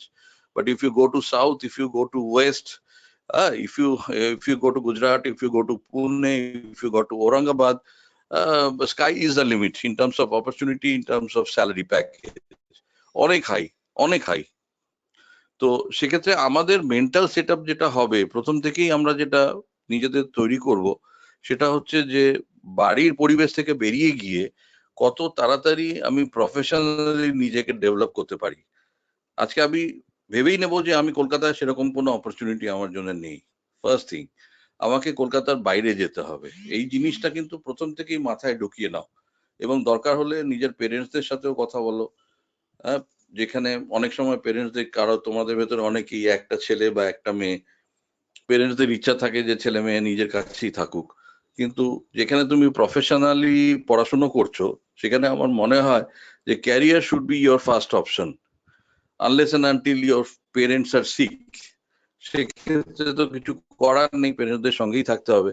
But unless and until they are sick, you should always go out and examine yourself how well you are prepared in terms of other states. সেটা সেক্ষেত্রে কিন্তু কলেজের যে কোর্স যেগুলো পড়ানো হচ্ছে, আমি তোমাদের প্রথমেই বলবো যে সেই কোর্সের বাইরেও go to Google, search for good companies and go for FAQs. These companies are FAQs means frequently asked questions. These companies ask on the interview. সেগুলো তোমরা পেয়ে যাবে গুগলে। ধরো তুমি গোদরেজ যেরকম এমন একটা কোম্পানি প্রচুর ইঞ্জিনিয়ার রিক্রুট করে, জেনারেল ইলেকট্রিক প্রচুর ইঞ্জিনিয়ার রিক্রুট করে, বশ প্রচুর ইঞ্জিনিয়ার রিক্রুট করে, প্যানাসোনিক প্রচুর ইঞ্জিনিয়ার রিক্রুট করে। Go to their site and see what kind of questions they ask on the interview panel. এবং সেখানে যদি মনে হয় যে এই কোর্সগুলো তো আমাদের কলেজে পড়ানো হয় না, তো নিজেরা ইকুইপড করো সেই কোর্সগুলো পড়ার জন্য। দরকার হলে টিচারদের সাহায্য নাও। তাতে কি হবে যে যখন টেকনিক্যাল পার্টে ওরা কোয়েশ্চেন্স করবে তখন তুমি বেটার ইকুইপড থাকবে, রাইট? Make sense? হ্যালো? এই ইনিশিয়েটিভটা কিন্তু তোমাদেরই নিতে হবে, টিচারদের ওপরে মানে ডিপেন্ড সোললি না করে এই ইনিশিয়েটিভটা কিন্তু প্রথম থেকেই তোমাদের নিতে হবে যে আমরা কতটা ভালো নিজেরা ইকুইপড হতে পারি in terms of our technical knowledge, right? কারণ টেকনিক্যাল পার্টটা খুব একটা ইম্পর্টেন্ট পার্ট। বাকি যেগুলো আমি বলবো তোমাদের সেগুলো তো আছেই, তো তার বাইরেও টেকনিক্যাল পার্টটা ভীষণই ইম্পর্টেন্ট, যেটা তুমি যত ওয়েল ইকুইপড হবে তোমার ইন্টারভিউতে তুমি তত স্বচ্ছন্দ হবে, রাইট? ঠিক আছে, এবার আমরা যেটা ডিসকাস করব সেটা হচ্ছে ফার্স্ট যখন তুমি ইন্টারভিউ দিতে যাচ্ছ, what all are the things that you should maintain.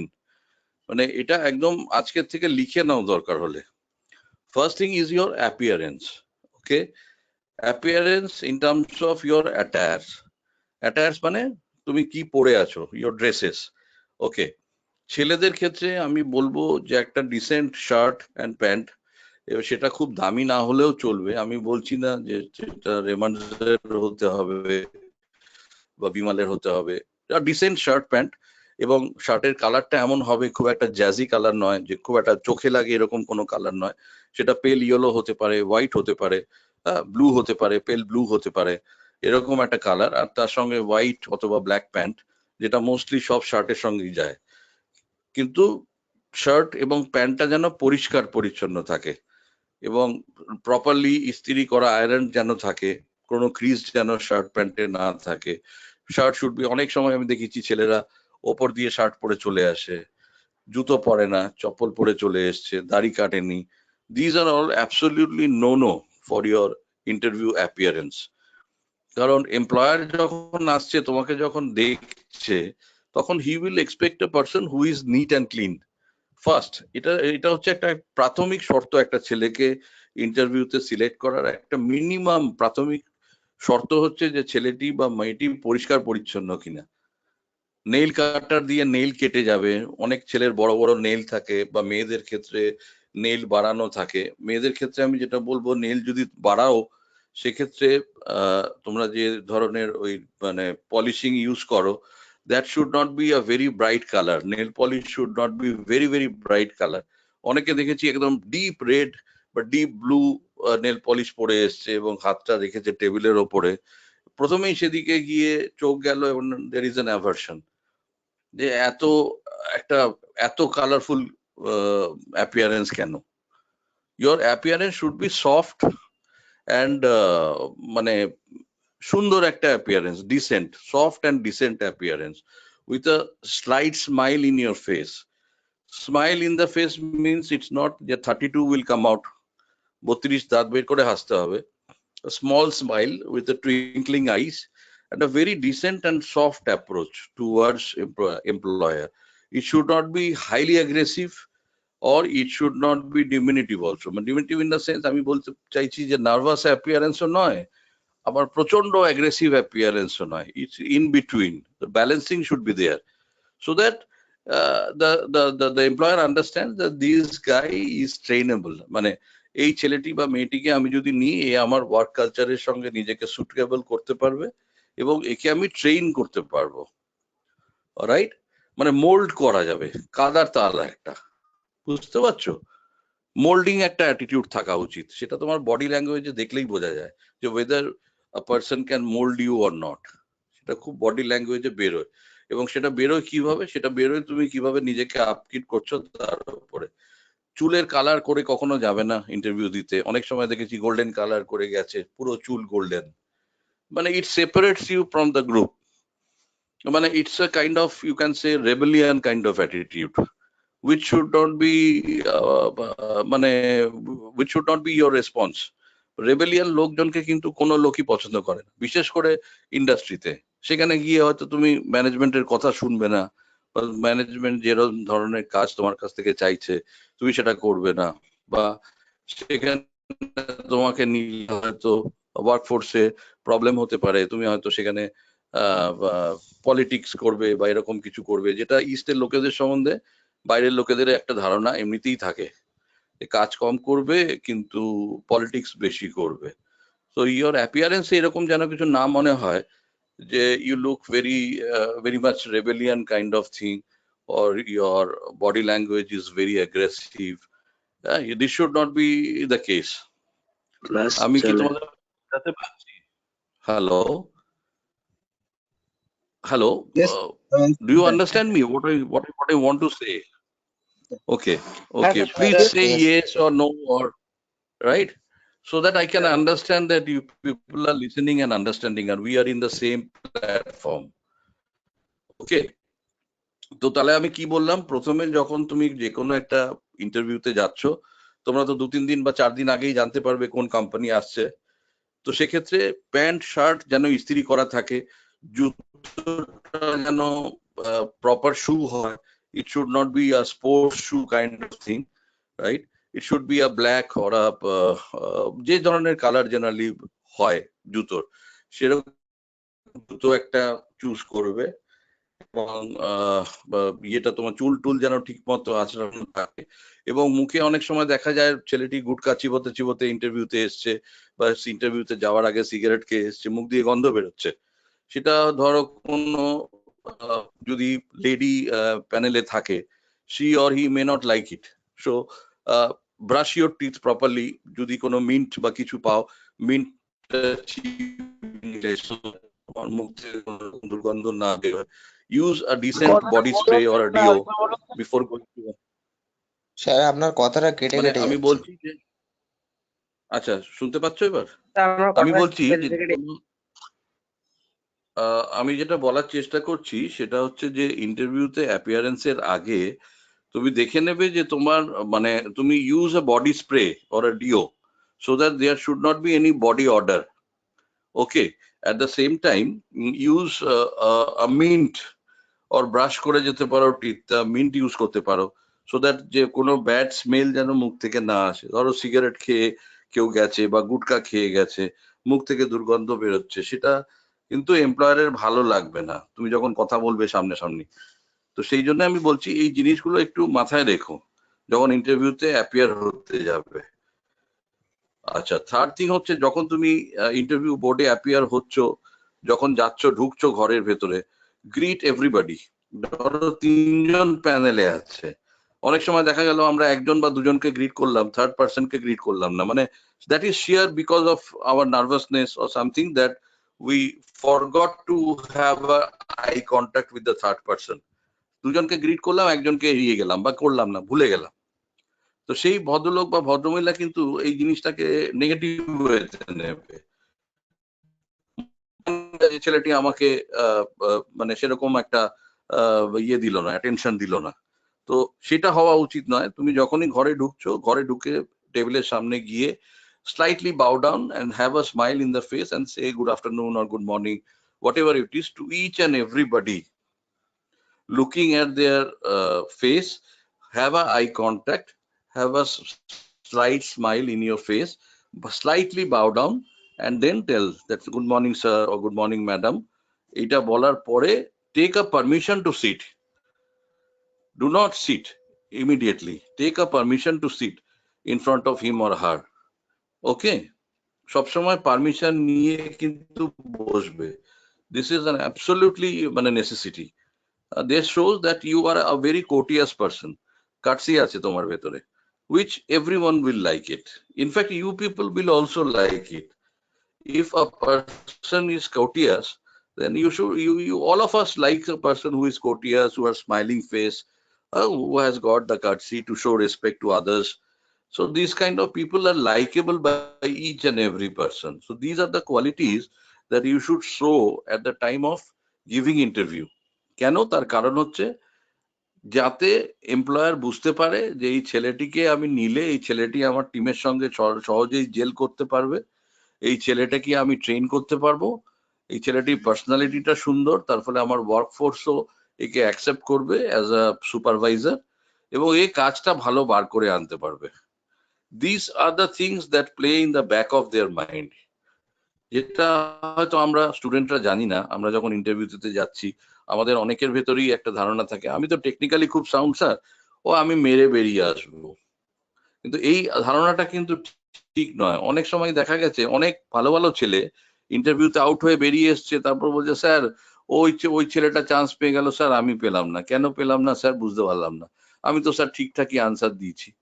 Answer তুমি হয়তো ঠিকঠাক দিয়েছো, কিন্তু ওর লেগেছে যে এই ছেলেটি অ্যাগ্রেসিভ, এই ছেলেটি নিজেকে ঠিক মতো পরিষ্কার পরিচ্ছন্ন রাখে না, এই আমাদের সঙ্গে জেল করবে না। বুঝতে পারছো?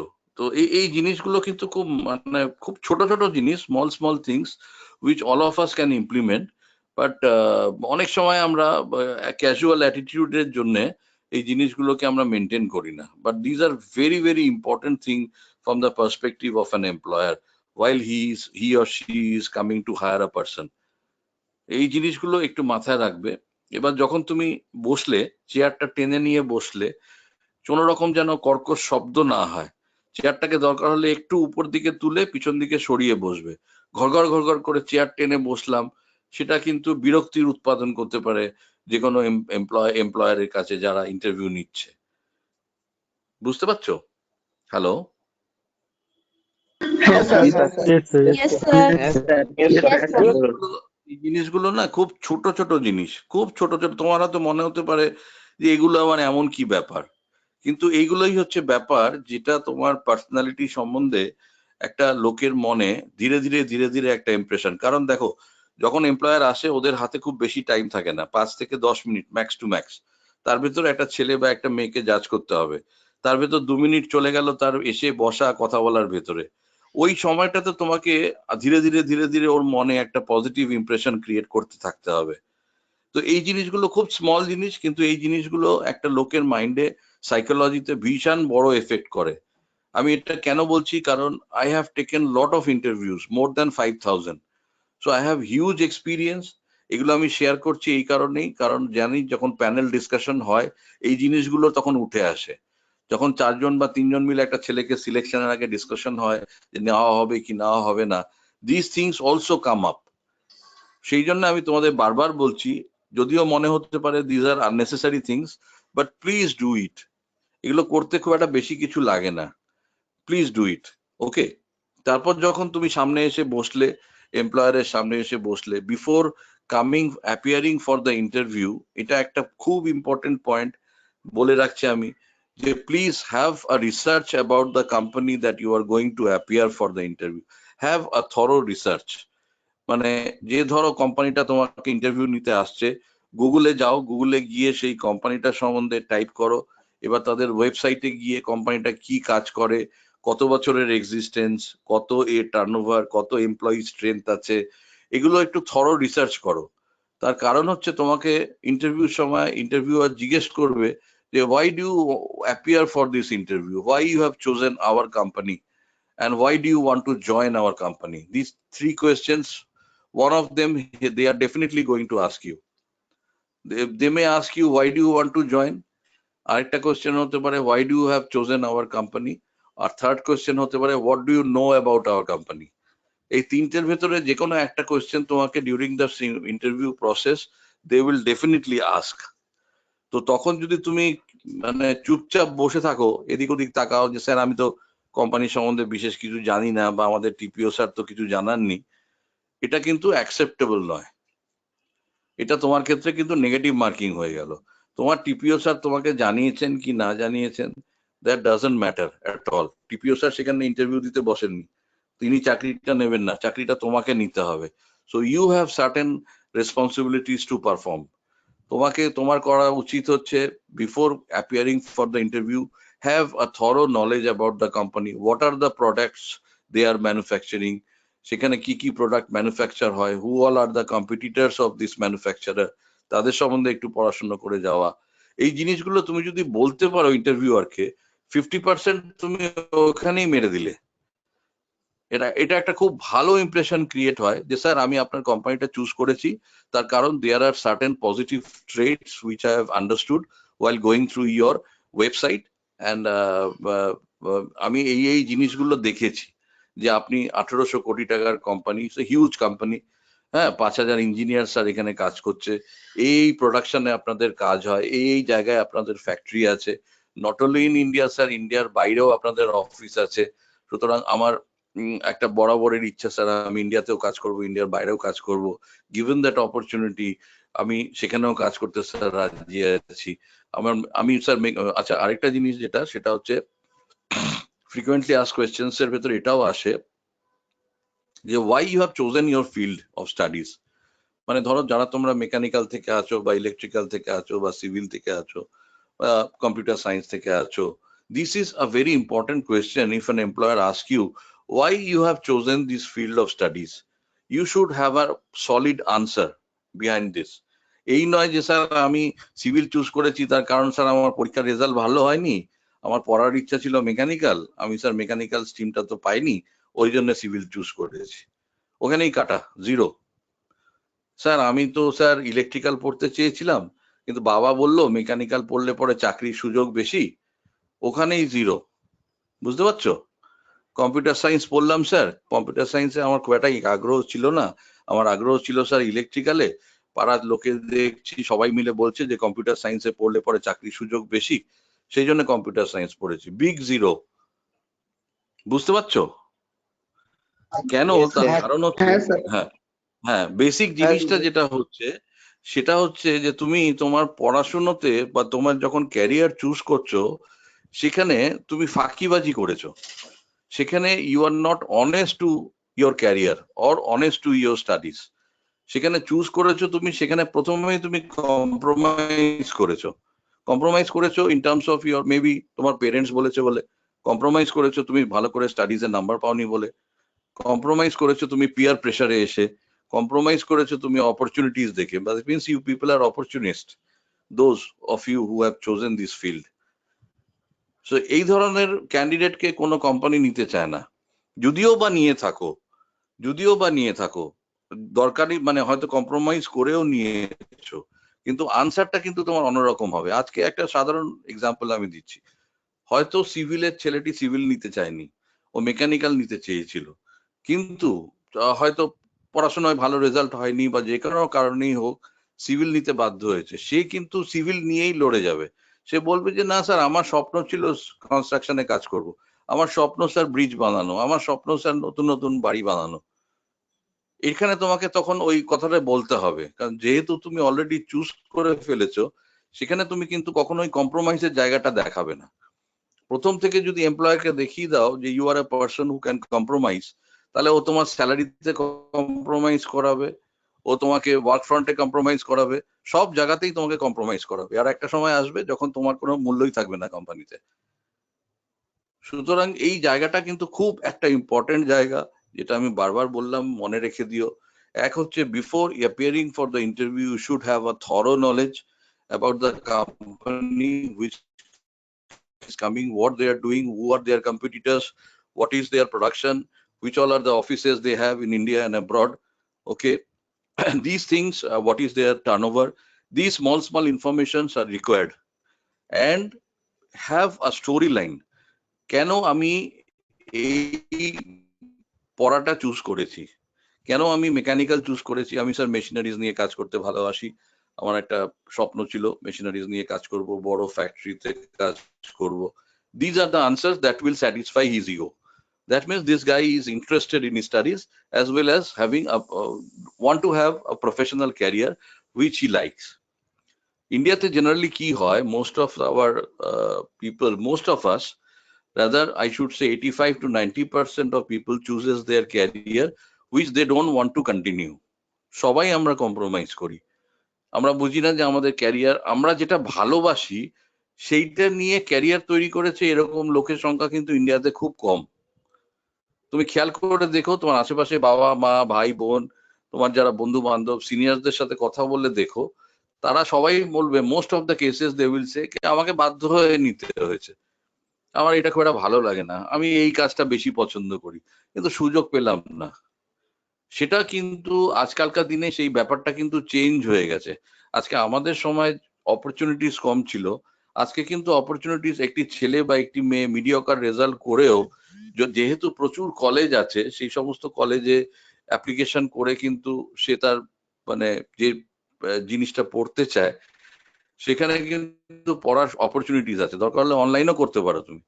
সুতরাং তোমার ক্ষেত্রে যে অপরচুনিটিটা আছে 15 বছর বা 20 বছর আগে সেই অপরচুনিটিটা হয়তো ছিল না, তো সেইটাকে মানে সেটাকে আমি বলছি যে সেই অপরচুনিটিটা নিয়ে এবং নিজেকে সেটা দেখিয়ে মানে এমপ্লয়ারের কাছে দেখানো যে হ্যাঁ আমি যে পড়াশোনাটা করছি স্যার ভালোবেসে করছি, কম্প্রোমাইজ করে করছি না, এবং এটাতে আমার ইন্টারেস্ট আছে, এটাতেই আমি ক্যারিয়ার তৈরি করতে চাই। বুঝতে পারছো? এইটা তোমাকে কিন্তু বোঝাতে হবে, এটা খুব ইম্পর্টেন্ট একটা পয়েন্ট। মানে অনেক সময় আমরা দেখেছি ইন্টারভিউতে ইন্টারভিউয়ার জিজ্ঞেস করছে এক আর উত্তর দিচ্ছে আরেক, রেলিভেন্সি যেন থাকে। কেন আমি এই কোম্পানিটা চুজ করেছি? তার কারণ এই কোম্পানিটা যে কাজ করছে সেই কাজটা আমি পছন্দ করি করতে, তার ফলে আমি এখানে প্রাণপণ দিয়ে দেবো, নিজের সবকিছু দেবো। I'll give my sweat and blood, which is required in today's world. Okay? Make sense? Hello? Yes, sir. Yes, Yes, yes, sir. sir. Okay, sir. Yes, sir. Right. Yes. Yeah. Does it make sense to all of you what I am talking about? Please tell me. Otherwise, say no, sir. I don't think this is right. You can always contradict, and then we can discuss. Okay. এই জিনিসটা যেটা বললাম আমি তোমাদের, এটা একটা খুব important. Second যেটা আরেকটা খুবই ইম্পর্টেন্ট পয়েন্ট, সেটা হচ্ছে স্পিক ইন ইংলিশ। মানে তোমার যখন ইন্টারভিউ হবে, don't expect that the employer will speak to you in your local language. He or she will ask you questions in English. হিন্দিটাও সব এমপ্লয়ার পছন্দ করে না, but still that is manageable. কিন্তু আমি বলছি দুটো ল্যাঙ্গুয়েজে তোমাকে কিন্তু খুব সড়গড় হতে হবে, যেটা তুমি ফ্লুয়েন্টলি বলতে পারবে। আমি বলছি না যে একদম ব্রিটিশ অ্যাকসেন্টে ইংলিশ বলতে হবে বা একটা ইউপি বা একটা বিহারের লোকের মতো হিন্দি বলতে হবে। হিন্দি এবং ইংলিশটা যেন তুমি গড়গড় করে বলতে পারো, সেই জায়গাটায় তোমাকে কিন্তু পৌঁছতে হবে। আমরা দেখেছি জেনারেলি বাংলা মিডিয়াম, আমি নিজেও বাংলা মিডিয়ামেরই ছাত্র ছিলাম, আমরা যারা বাংলা মিডিয়াম ইংলিশ মিডিয়ামের ছাত্রদের এই প্রবলেমটা হয় না। তার কারণ তারা স্কুলের ভেতরে ক্লাসের ভেতরে হয়তো কথাবার্তা বলছে, বা অনেক অবাঙালি বন্ধু বান্ধব তাদের থাকে, তাদের সঙ্গে তারা হিন্দিতে ইন্টারাক্ট করে। কিন্তু আজকে যারা আমরা বাংলা মিডিয়াম থেকে গেছি, তারা কিন্তু অসুবিধা হয় ইন্টারাকশনটা ইংলিশে বা হিন্দিতে করতে। কিন্তু সেই জায়গাটা থেকে কিন্তু তোমাকে খুব তাড়াতাড়ি বেরিয়ে আসতে হবে। তুমি যদি ভেবে বসে থাকো যে আমি বাংলায় উত্তর দেবো আর এমপ্লয়ার বাংলায় শুনবে আমার থেকে, বা আমি শুধুই হিন্দিতে বলবো এমপ্লয়ার হিন্দিতে শুনবে, তাহলে কিন্তু সিলেকশন হবে না তোমার। পরিষ্কার আমি বলছি, কারণ আজকের দিনে দুটো ল্যাঙ্গুয়েজ খুব ইম্পর্টেন্ট। হিন্দিটাও ইম্পর্টেন্ট এই কারণে, যেহেতু তোমরা ডিপ্লোমা পাস করছো, তোমাদের আইটিআই এর থেকে যারা পাস করে যাচ্ছে বা লেবার যারা পাস করে যাচ্ছে, তাদের সঙ্গে তোমাদের কাজ করতে হবে, তারা তোমাকে রিপোর্ট করবে। তারা তো আর ইংলিশে কথা বলবে না, তারা লোকাল ল্যাঙ্গুয়েজ হিন্দিতে। আমি সাউথের ব্যাপারটা ছেড়ে দিচ্ছি, South Indian language pick up করা ইটস রিয়েলি ডিফিকাল্ট, তো ওটা আমি ধরছি না।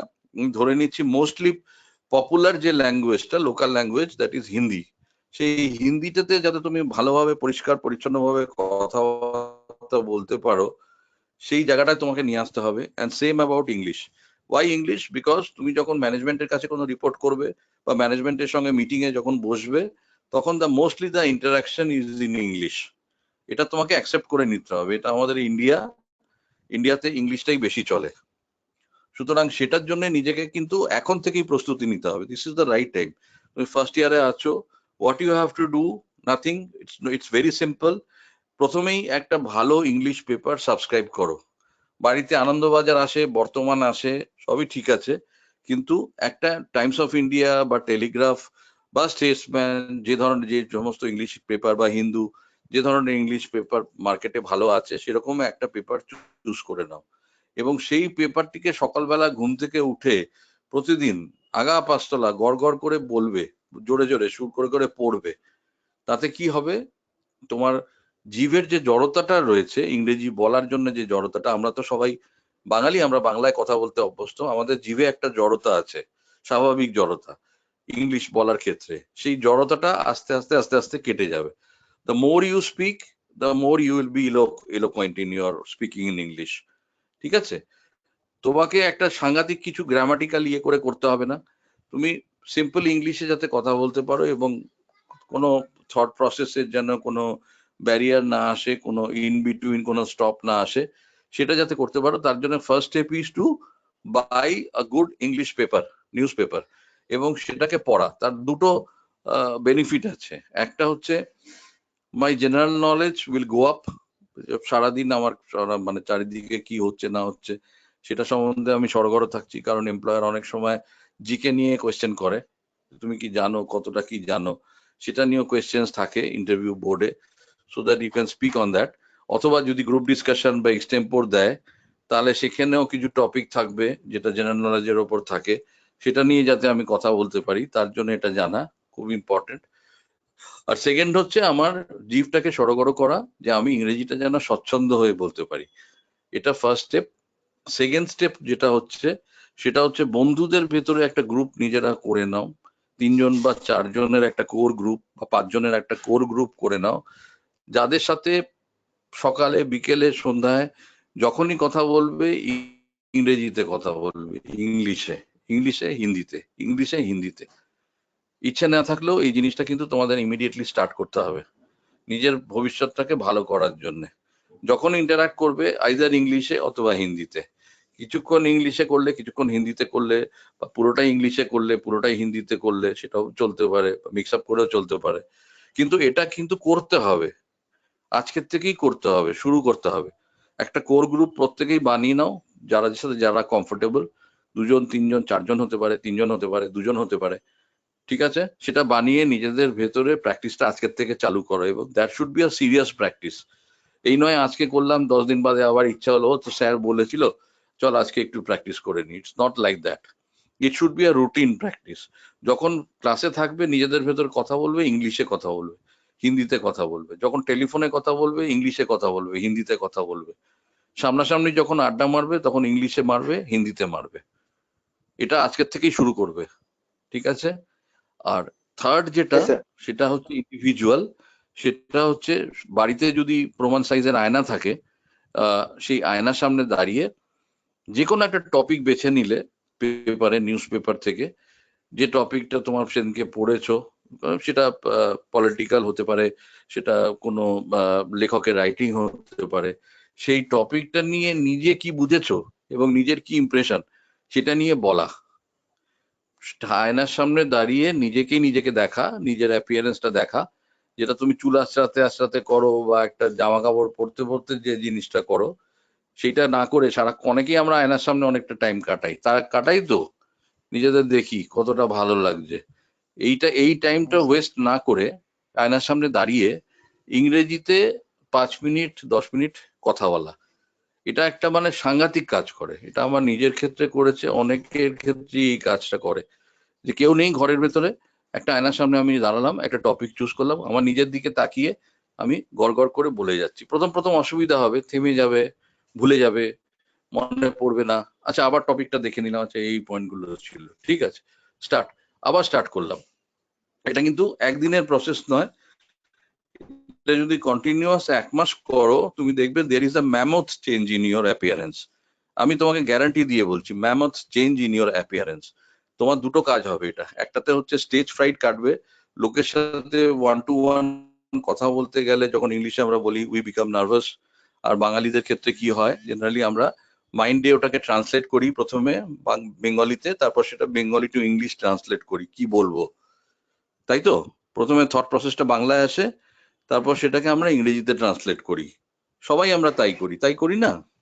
হ্যাঁ স্যার। বা যারা হিন্দি স্পিকিং তারা হিন্দিতে ভাবে জিনিসটা, এবার তারপরে সেটাকে ইংলিশে ট্রান্সলেট করে। তার ফলে কি হয়, তুমি যখন একটা কোনো ব্যাপার নিয়ে কারোর সাথে কথা বলছো, in between there is a gap চলে আসে। তুমি যে ওই ভাবছো আর তারপরে বলছো, তার ফলে ফ্লোটা তোমার কোনো সময় আসে না। তুমি থামছো, ভাবছো, বলছো, থামছো, ভাবছো, বলছো, which is a complete no. This should be a simultaneous process. এটা এমন একটা হয়ে যাবে যখন তোমার মাইন্ডে আসছে যেটা, সেটা আর হিন্দিতে কনভার্ট না হয়ে একেবারে ডাইরেক্ট ইংলিশে কনভার্ট হবে। এই জিনিসটা কিন্তু প্র্যাকটিস না করলে হবে না, একদিন করলে হবে না, প্রতিদিন করতে হবে। প্রতিদিন একটা টাইম বেছে নিয়ে 10 minute, 15 minute, 20 minute, maximum 25 minute, তার বেশি দরকার নেই। একটু টাইম নিজেদের জন্য দাও। জামা কাপড়ের জন্য যেরকম দিচ্ছ, নিজের অ্যাপিয়ারেন্সের জন্য যেরকম দিচ্ছ, এটাও মনে করবে এটা তোমার, this will enhance your appearance and this will make you smart. এই নয় যে একটা ভালো বেল্ট পরলাম বা একটা ভালো চশমা লাগালাম, একটা ভালো গগলস পরলাম, এতে আমার বিরাট কিছু হয়ে যাবে। সেটা হবে ওই বন্ধু মহলে, কিন্তু বাইরে কিন্তু কিছু হবে না। বাইরে অ্যাপিয়ারেন্স যদি চেঞ্জ করতে হয়, নিজেকে ভেতর থেকে চেঞ্জ করতে হবে। এবার তার জন্য প্রসেসটা আজকের থেকে তোমাকে স্টার্ট করতে হবে। যে পয়েন্টস গুলো আমি বললাম এগুলোকে ডিপলি চিন্তা করো, বাড়িতে যাও, বাড়িতে গিয়ে যেটা তোমার ভাল লাগে, তোমার যদি মনে হয় আমি কোর গ্রুপ বানিয়ে সেখানে ডিসকাস করব, ডু দ্যাট।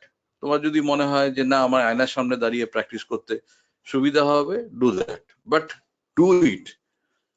যে কোনো একটা প্রসেস বেছে নাও। আর যদি মনে করো দুটো প্রসেসই করবো, বাড়িতে যখন থাকবো তখন আয়নার সামনে দাঁড়িয়ে কথা বলবো, আর বন্ধুদের সাথে যখন থাকবো তখন হিন্দি আর ইংলিশে কথা বলবো, ফ্যান্টাস্টিক, ভেরি গুড। তাহলে তো খুবই ভালো, ভীষণই ভালো হবে। তুমি নিজেই বুঝতে পারবে 1 মাস বাদে যে তুমি আজকে কোথায় দাঁড়িয়েছিলে, 1 মাস বাদে কোথায় দাঁড়াচ্ছ। এটা আমার নিজের জীবন দিয়ে বলছি।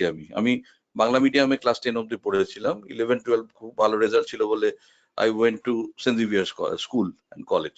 ওকে, তো সেখানে আমার যারা বন্ধু বান্ধব আমার সাথে বসতো, তারা কেউ লামার্স থেকে এসছে, কেউ সাউথ পয়েন্ট থেকে এসছে, কেউ ডন বস্কো থেকে এসছে, এবং গড় করে ইংরেজি বলতো। সেখানে আমি হয়তো একটা বা দুটো ওয়ার্ড বলার পর থেমে যেতাম, আমার কোনো বন্ধু হচ্ছিল না। 1 মাস পরে আমি দেখলাম আমি একদম কর্নার্ড হয়ে গেছি, এবং টিচাররা আমাকে যখন কোয়েশ্চেন্স করতো, ইংলিশে করতো, দাঁড়িয়ে উঠে বলতে পারতাম না। জানি টপিকটা সম্বন্ধে জানি, কিন্তু বাংলা বেরিয়ে যাচ্ছে। হ্যাঁ, হিন্দিও ভালো পারি না, বলতে পারছি না। Then I started taking this process, যে এটা যদি আমি করি, এবং within the next 1 month or 2 আমি একদম নর্মাল হয়ে গেছিলাম, সড়গড় হয়ে গেছিল। তারপরে এত সুন্দর বলতাম হিন্দি বা ইংলিশ যে ওরা হয়তো ভাবতেই পারতো না যে আমি সত্যি বাঙালি, কি কোনো বাইরের মানুষ হয়েছি হয়তো, বা আমি কলকাতার নই। এই ব্যাপারটা হয়েছিল আমার সাথে, নিজের সাথে হয়েছে বলে আমি তোমাদের সাথে বলছি।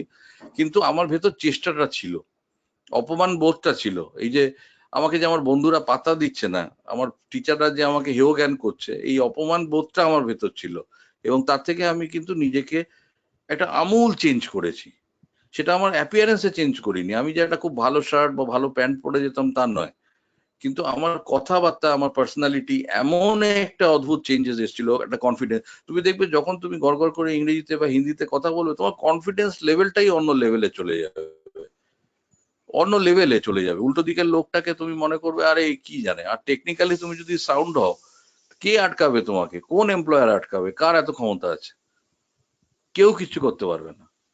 শুধু এই জিনিসগুলো করো, নিজের অ্যাপিয়ারেন্সটাকে চেঞ্জ করো, ক্যাজুয়াল অ্যাপ্রোচটাকে একটু বাদ দাও, because you people are all going to be a professional manager within the next 4-5 years. So start doing that process. একদিনে কিন্তু প্রসেসটা হয় না। একটা লোকের অ্যাপিয়ারেন্স কিন্তু একদিনে চেঞ্জ হয় না, তার জন্য প্রচুর পরিশ্রম করতে হয়।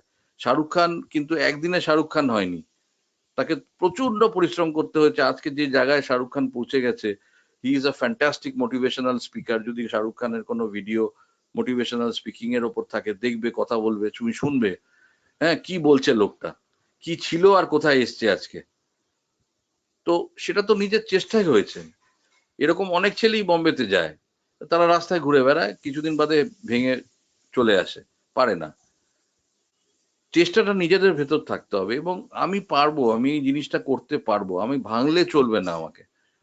আমি পারছি না স্যার, পারছি না স্যার, আমার দ্বারা হচ্ছে না, না হচ্ছে না বলে কোনো জিনিস হয় না। সবাই সবকিছু পারে করতে, শুধু চাই চেষ্টা, পারসিভিয়ারেন্স, লেগে থাকার চেষ্টা, যে আমি ভাঙবো না। আমি নিজেকে যতক্ষণ না স্মার্ট, প্রতিপন্ন করতে পারছি অন্যের চোখে। যখন লোকে বলছে গুরুদেব তুমি যাও ইংরেজি বলো, যা বাংলা হিন্দি বলো, ওফ ফাটাফাটি, এই কথাটা যখন লোকে আমাকে বলতে শুরু করবে তখন আমি বুঝবো আমি পৌঁছে গেছি সেই জায়গাটায়, তার আগে নয়।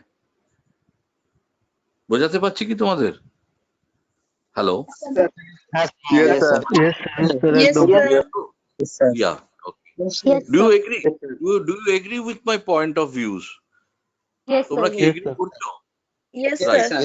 এটা তোমাদের এটা তোমাদের কিন্তু আমি জ্ঞান দিচ্ছি না, এটা তোমাদের ভালোর জন্য বলছি। জ্ঞান দিচ্ছি না এই কারণে, কারণ জ্ঞান দিয়ে তোমায় কি করবো আমি? আজকে জ্ঞান দেবো, দুদিন বাদে তুমি তো ওরে স্যার তো জ্ঞান জ্ঞান অনেক জ্ঞান দেন, ওনার কথা শুনে কোনো লাভ নেই। কিন্তু আমার কথাটা শুনে যদি আজকে চলো প্রফেশনালি, তোমরা প্রত্যেকটা ছেলে সাকসেসফুল হবে, প্রত্যেকটা মেয়ে সাকসেসফুল হবে। That is my guarantee. আজকের থেকে 5 বছর বাদে যখন তোমাদের সাথে দেখা হবে আমার, হয়তো কোনো ফ্লাইটে দেখা হলো বা কোনো ট্রেনে দেখা হলো, তুমি আমাকে বলবে যে স্যার আপনি আমাকে যে কথাগুলো বলেছিলেন আজকে আমার জীবনে সেই জিনিসটা হয়েছে। I have proven myself, I have chosen this field, and I have arrived today. I am sure that all of you will say, tell me the same story. কারণ এটাই আমার এক্সপিরিয়েন্স বলছে। লাস্ট 10 বছর আমি যে ইন্টারঅ্যাক্ট করছি ছেলে মেয়েদের সঙ্গে, তারা প্রত্যেকে ওই একই কথা আমাকে বলছে, স্যার আপনি যেটা বলেছিলেন আমরা কাজ করতে গিয়ে সেটাই ফেস করেছি। এরপর আমি তোমাদের সাথে যেটা শেয়ার করব সেটা হচ্ছে experience, how to handle people at the work front, সেটা নিয়েও কথা বলবো। আজকে আর সেটা নিয়ে হবে না, আজকে অনেকগুলো পয়েন্ট আমরা ডিসকাস করে ফেললাম, তো নেক্সট দিন সেটা বলবো। প্লাস আমরা যেটা স্টার্ট করব সেটা হচ্ছে এক্সটেম্পোর। এক্সটেম্পোরটা কি আমি তোমাদের খুব শর্টলি একটু বলে দিই। অনেক কোম্পানি এক্সটেম্পোর নেয়। এক্সটেম্পোর মানে হচ্ছে তোমাকে একটা টপিক দেওয়া হবে বলার জন্য, you will be given 2-3 minutes time to think over that topic, and then you have to start speaking for another 2-3 minutes. তো সেই টপিকটা হতে পারে পলিটিক্যাল টপিক, হতে পারে সেটা তোমার খেলার টপিক, হতে পারে সেটা তোমার নিজের জীবনের কোনো একটা ঘটনা হতে পারে, যাই হোক। কিন্তু বেসিক্যালি ব্যাপার যেটা দেখে সেটা হচ্ছে যে তোমার থট প্রসেসটা আছে কিনা, তুমি কথা বলতে পারো কিনা, তুমি রেলিভেন্ট কথা বলতে পারো কিনা, তোমার জেনারেল নলেজ আছে কিনা। কোম্পানি এইটা দেখার জন্য এই এক্সটেম্পোরটা দেয়, এবং সেটা তোমাকে কিন্তু ইংরেজিতেই করতে হবে।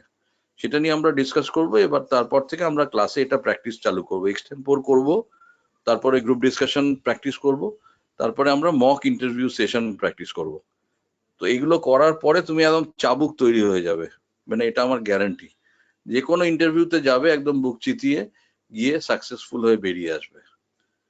তো আজকে যে ডিসকাশন গুলো আমি করলাম সেগুলো নিয়ে বাড়িতে গিয়ে ভাববে এবং ইমপ্লিমেন্ট করার চেষ্টা করবে। আমি নেক্সট দিন তোমাদের ভেতর জিজ্ঞেস করবো কারা কারা তোমরা সাবস্ক্রাইব করেছো নিউজ পেপার, কারা কারা কথা বলছো মিররের সামনে দাঁড়িয়ে, কারা কোর গ্রুপ তৈরি করেছো।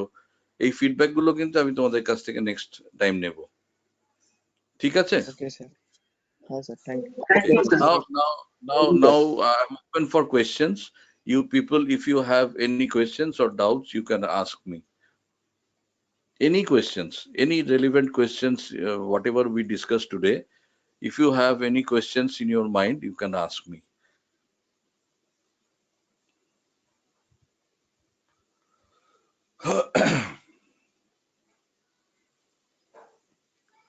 কোনো কোয়েশ্চেন্স আছে তোমাদের? জিজ্ঞেস করতে চাও কিছু? Any doubt? স্যার কেমন টাইপের কোশ্চেন জিজ্ঞেস করেছেন ওখানে? ওগুলো আমরা ডিসকাস করব।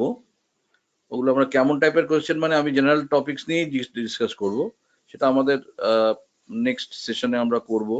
একটা যেটা খুব ফার্স্ট থিং, যেটা ব্রেকিং অফ দ্য আইস বলে, সেটা হচ্ছে যে tell me something about yourself, which is called breaking of ice. Breaking of ice, why it is called breaking of ice? কারণ আমরা যখন একটা ইন্টারভিউতে অ্যাপিয়ার হতে যাচ্ছি, মোরাললেস সবাই আমরা নার্ভাস থাকি, যতই বাইরে দেখাই যে আমি নার্ভাস নই। আজকের দিনেও আমার ইন্টারভিউ যেতে হলে আমার নিজেরও, আমি এত ইন্টারভিউ দিয়েছি সারা জীবনে, তারপরেও এখনো কিন্তু আমার গুজবাম্প হয়। So that is normal, natural. তো সেটা যে কোনো এইচআর বা যে কোনো এমপ্লয়ার সেটা জানে বা বোঝে। ছেলেটি বা মেয়েটিকে একটু ইজ করার জন্য এবং কতটা সুন্দরভাবে নিজেকে প্রেজেন্ট করতে পারে সেটা জানার জন্যই এই কোয়েশ্চেনটা করা হয়, tell me something about yourself. যেটাতে আমি বলছি যে যদি কোনো ছেলে বা মেয়ে ভালো উত্তর দিতে পারে, সে এই একটা কোয়েশ্চেনেই কিন্তু 50 মার্কস তুলে নিতে পারে। সেটা নিয়ে আমরা ডিসকাস করব পরের ক্লাসে, যে what you should tell and what you should not tell while describing yourself. There should be a decent storyline. প্রত্যেকটা ছেলে মেয়ের জীবনে কিন্তু স্টোরি থাকে, নিজেদের সেই স্টোরিটা একটা জায়গায় লিখে সুন্দরভাবে প্রেজেন্ট করার একটা ব্যাপার থাকে। সেটা এই ব্রেকিং আইস সেশনই হয়, এবং সেখানে লাইকেবল অনেক কিছুই তুমি বলতে পারো, এবং সেখান থেকে তুমি ইন্টারভিউটা কন্ট্রোলও করতে পারো। These are all tricks which I will tell you. সেটা আমি তোমাদের বলবো, আমাকে একটু মনে করিয়ে দিও নেক্সট সেশনে, সেটা দিয়ে আমরা স্টার্ট করব। There are several tricks how you can control your interviewers. কি করে ইন্টারভিউয়ারকে তুমি কন্ট্রোল করবে rather than he controlling you, how you are going to control him, and you ask, and he will ask you questions what you want him to ask. বুঝতে পারছো? মানে তুমি যে questions গুলোতে কমফোর্টেবল আনসার দেওয়ার জন্য, সেই ধরনের কোয়েশ্চেন্স যাতে উনি করে, সেটার জন্য কিভাবে ডিসকাশন পয়েন্টটাকে নিয়ে যেতে হয় কোন দিকে, সেটা আমি তোমাদের শেখাবো। সেটা তোমাদের খুব কাজে লাগবে যদি সেটাকে ঠিক মতো করতে পারো। সেখানে টেকনিক্যালি তুমি যদি কিছুটা উইকও হও, তুমি এই দিক দিয়ে মেরে দিয়ে বেরিয়ে যেতে পারবে। ঠিক আছে? Anything else? Any questions? Anything else? No sir. No, sir. Okay.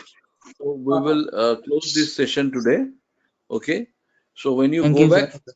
do the things which I have told you today. Please go back and practice. Go back and practice. Practice is the thing which makes you powerful. Yes, Sure? sir. Yes, sir.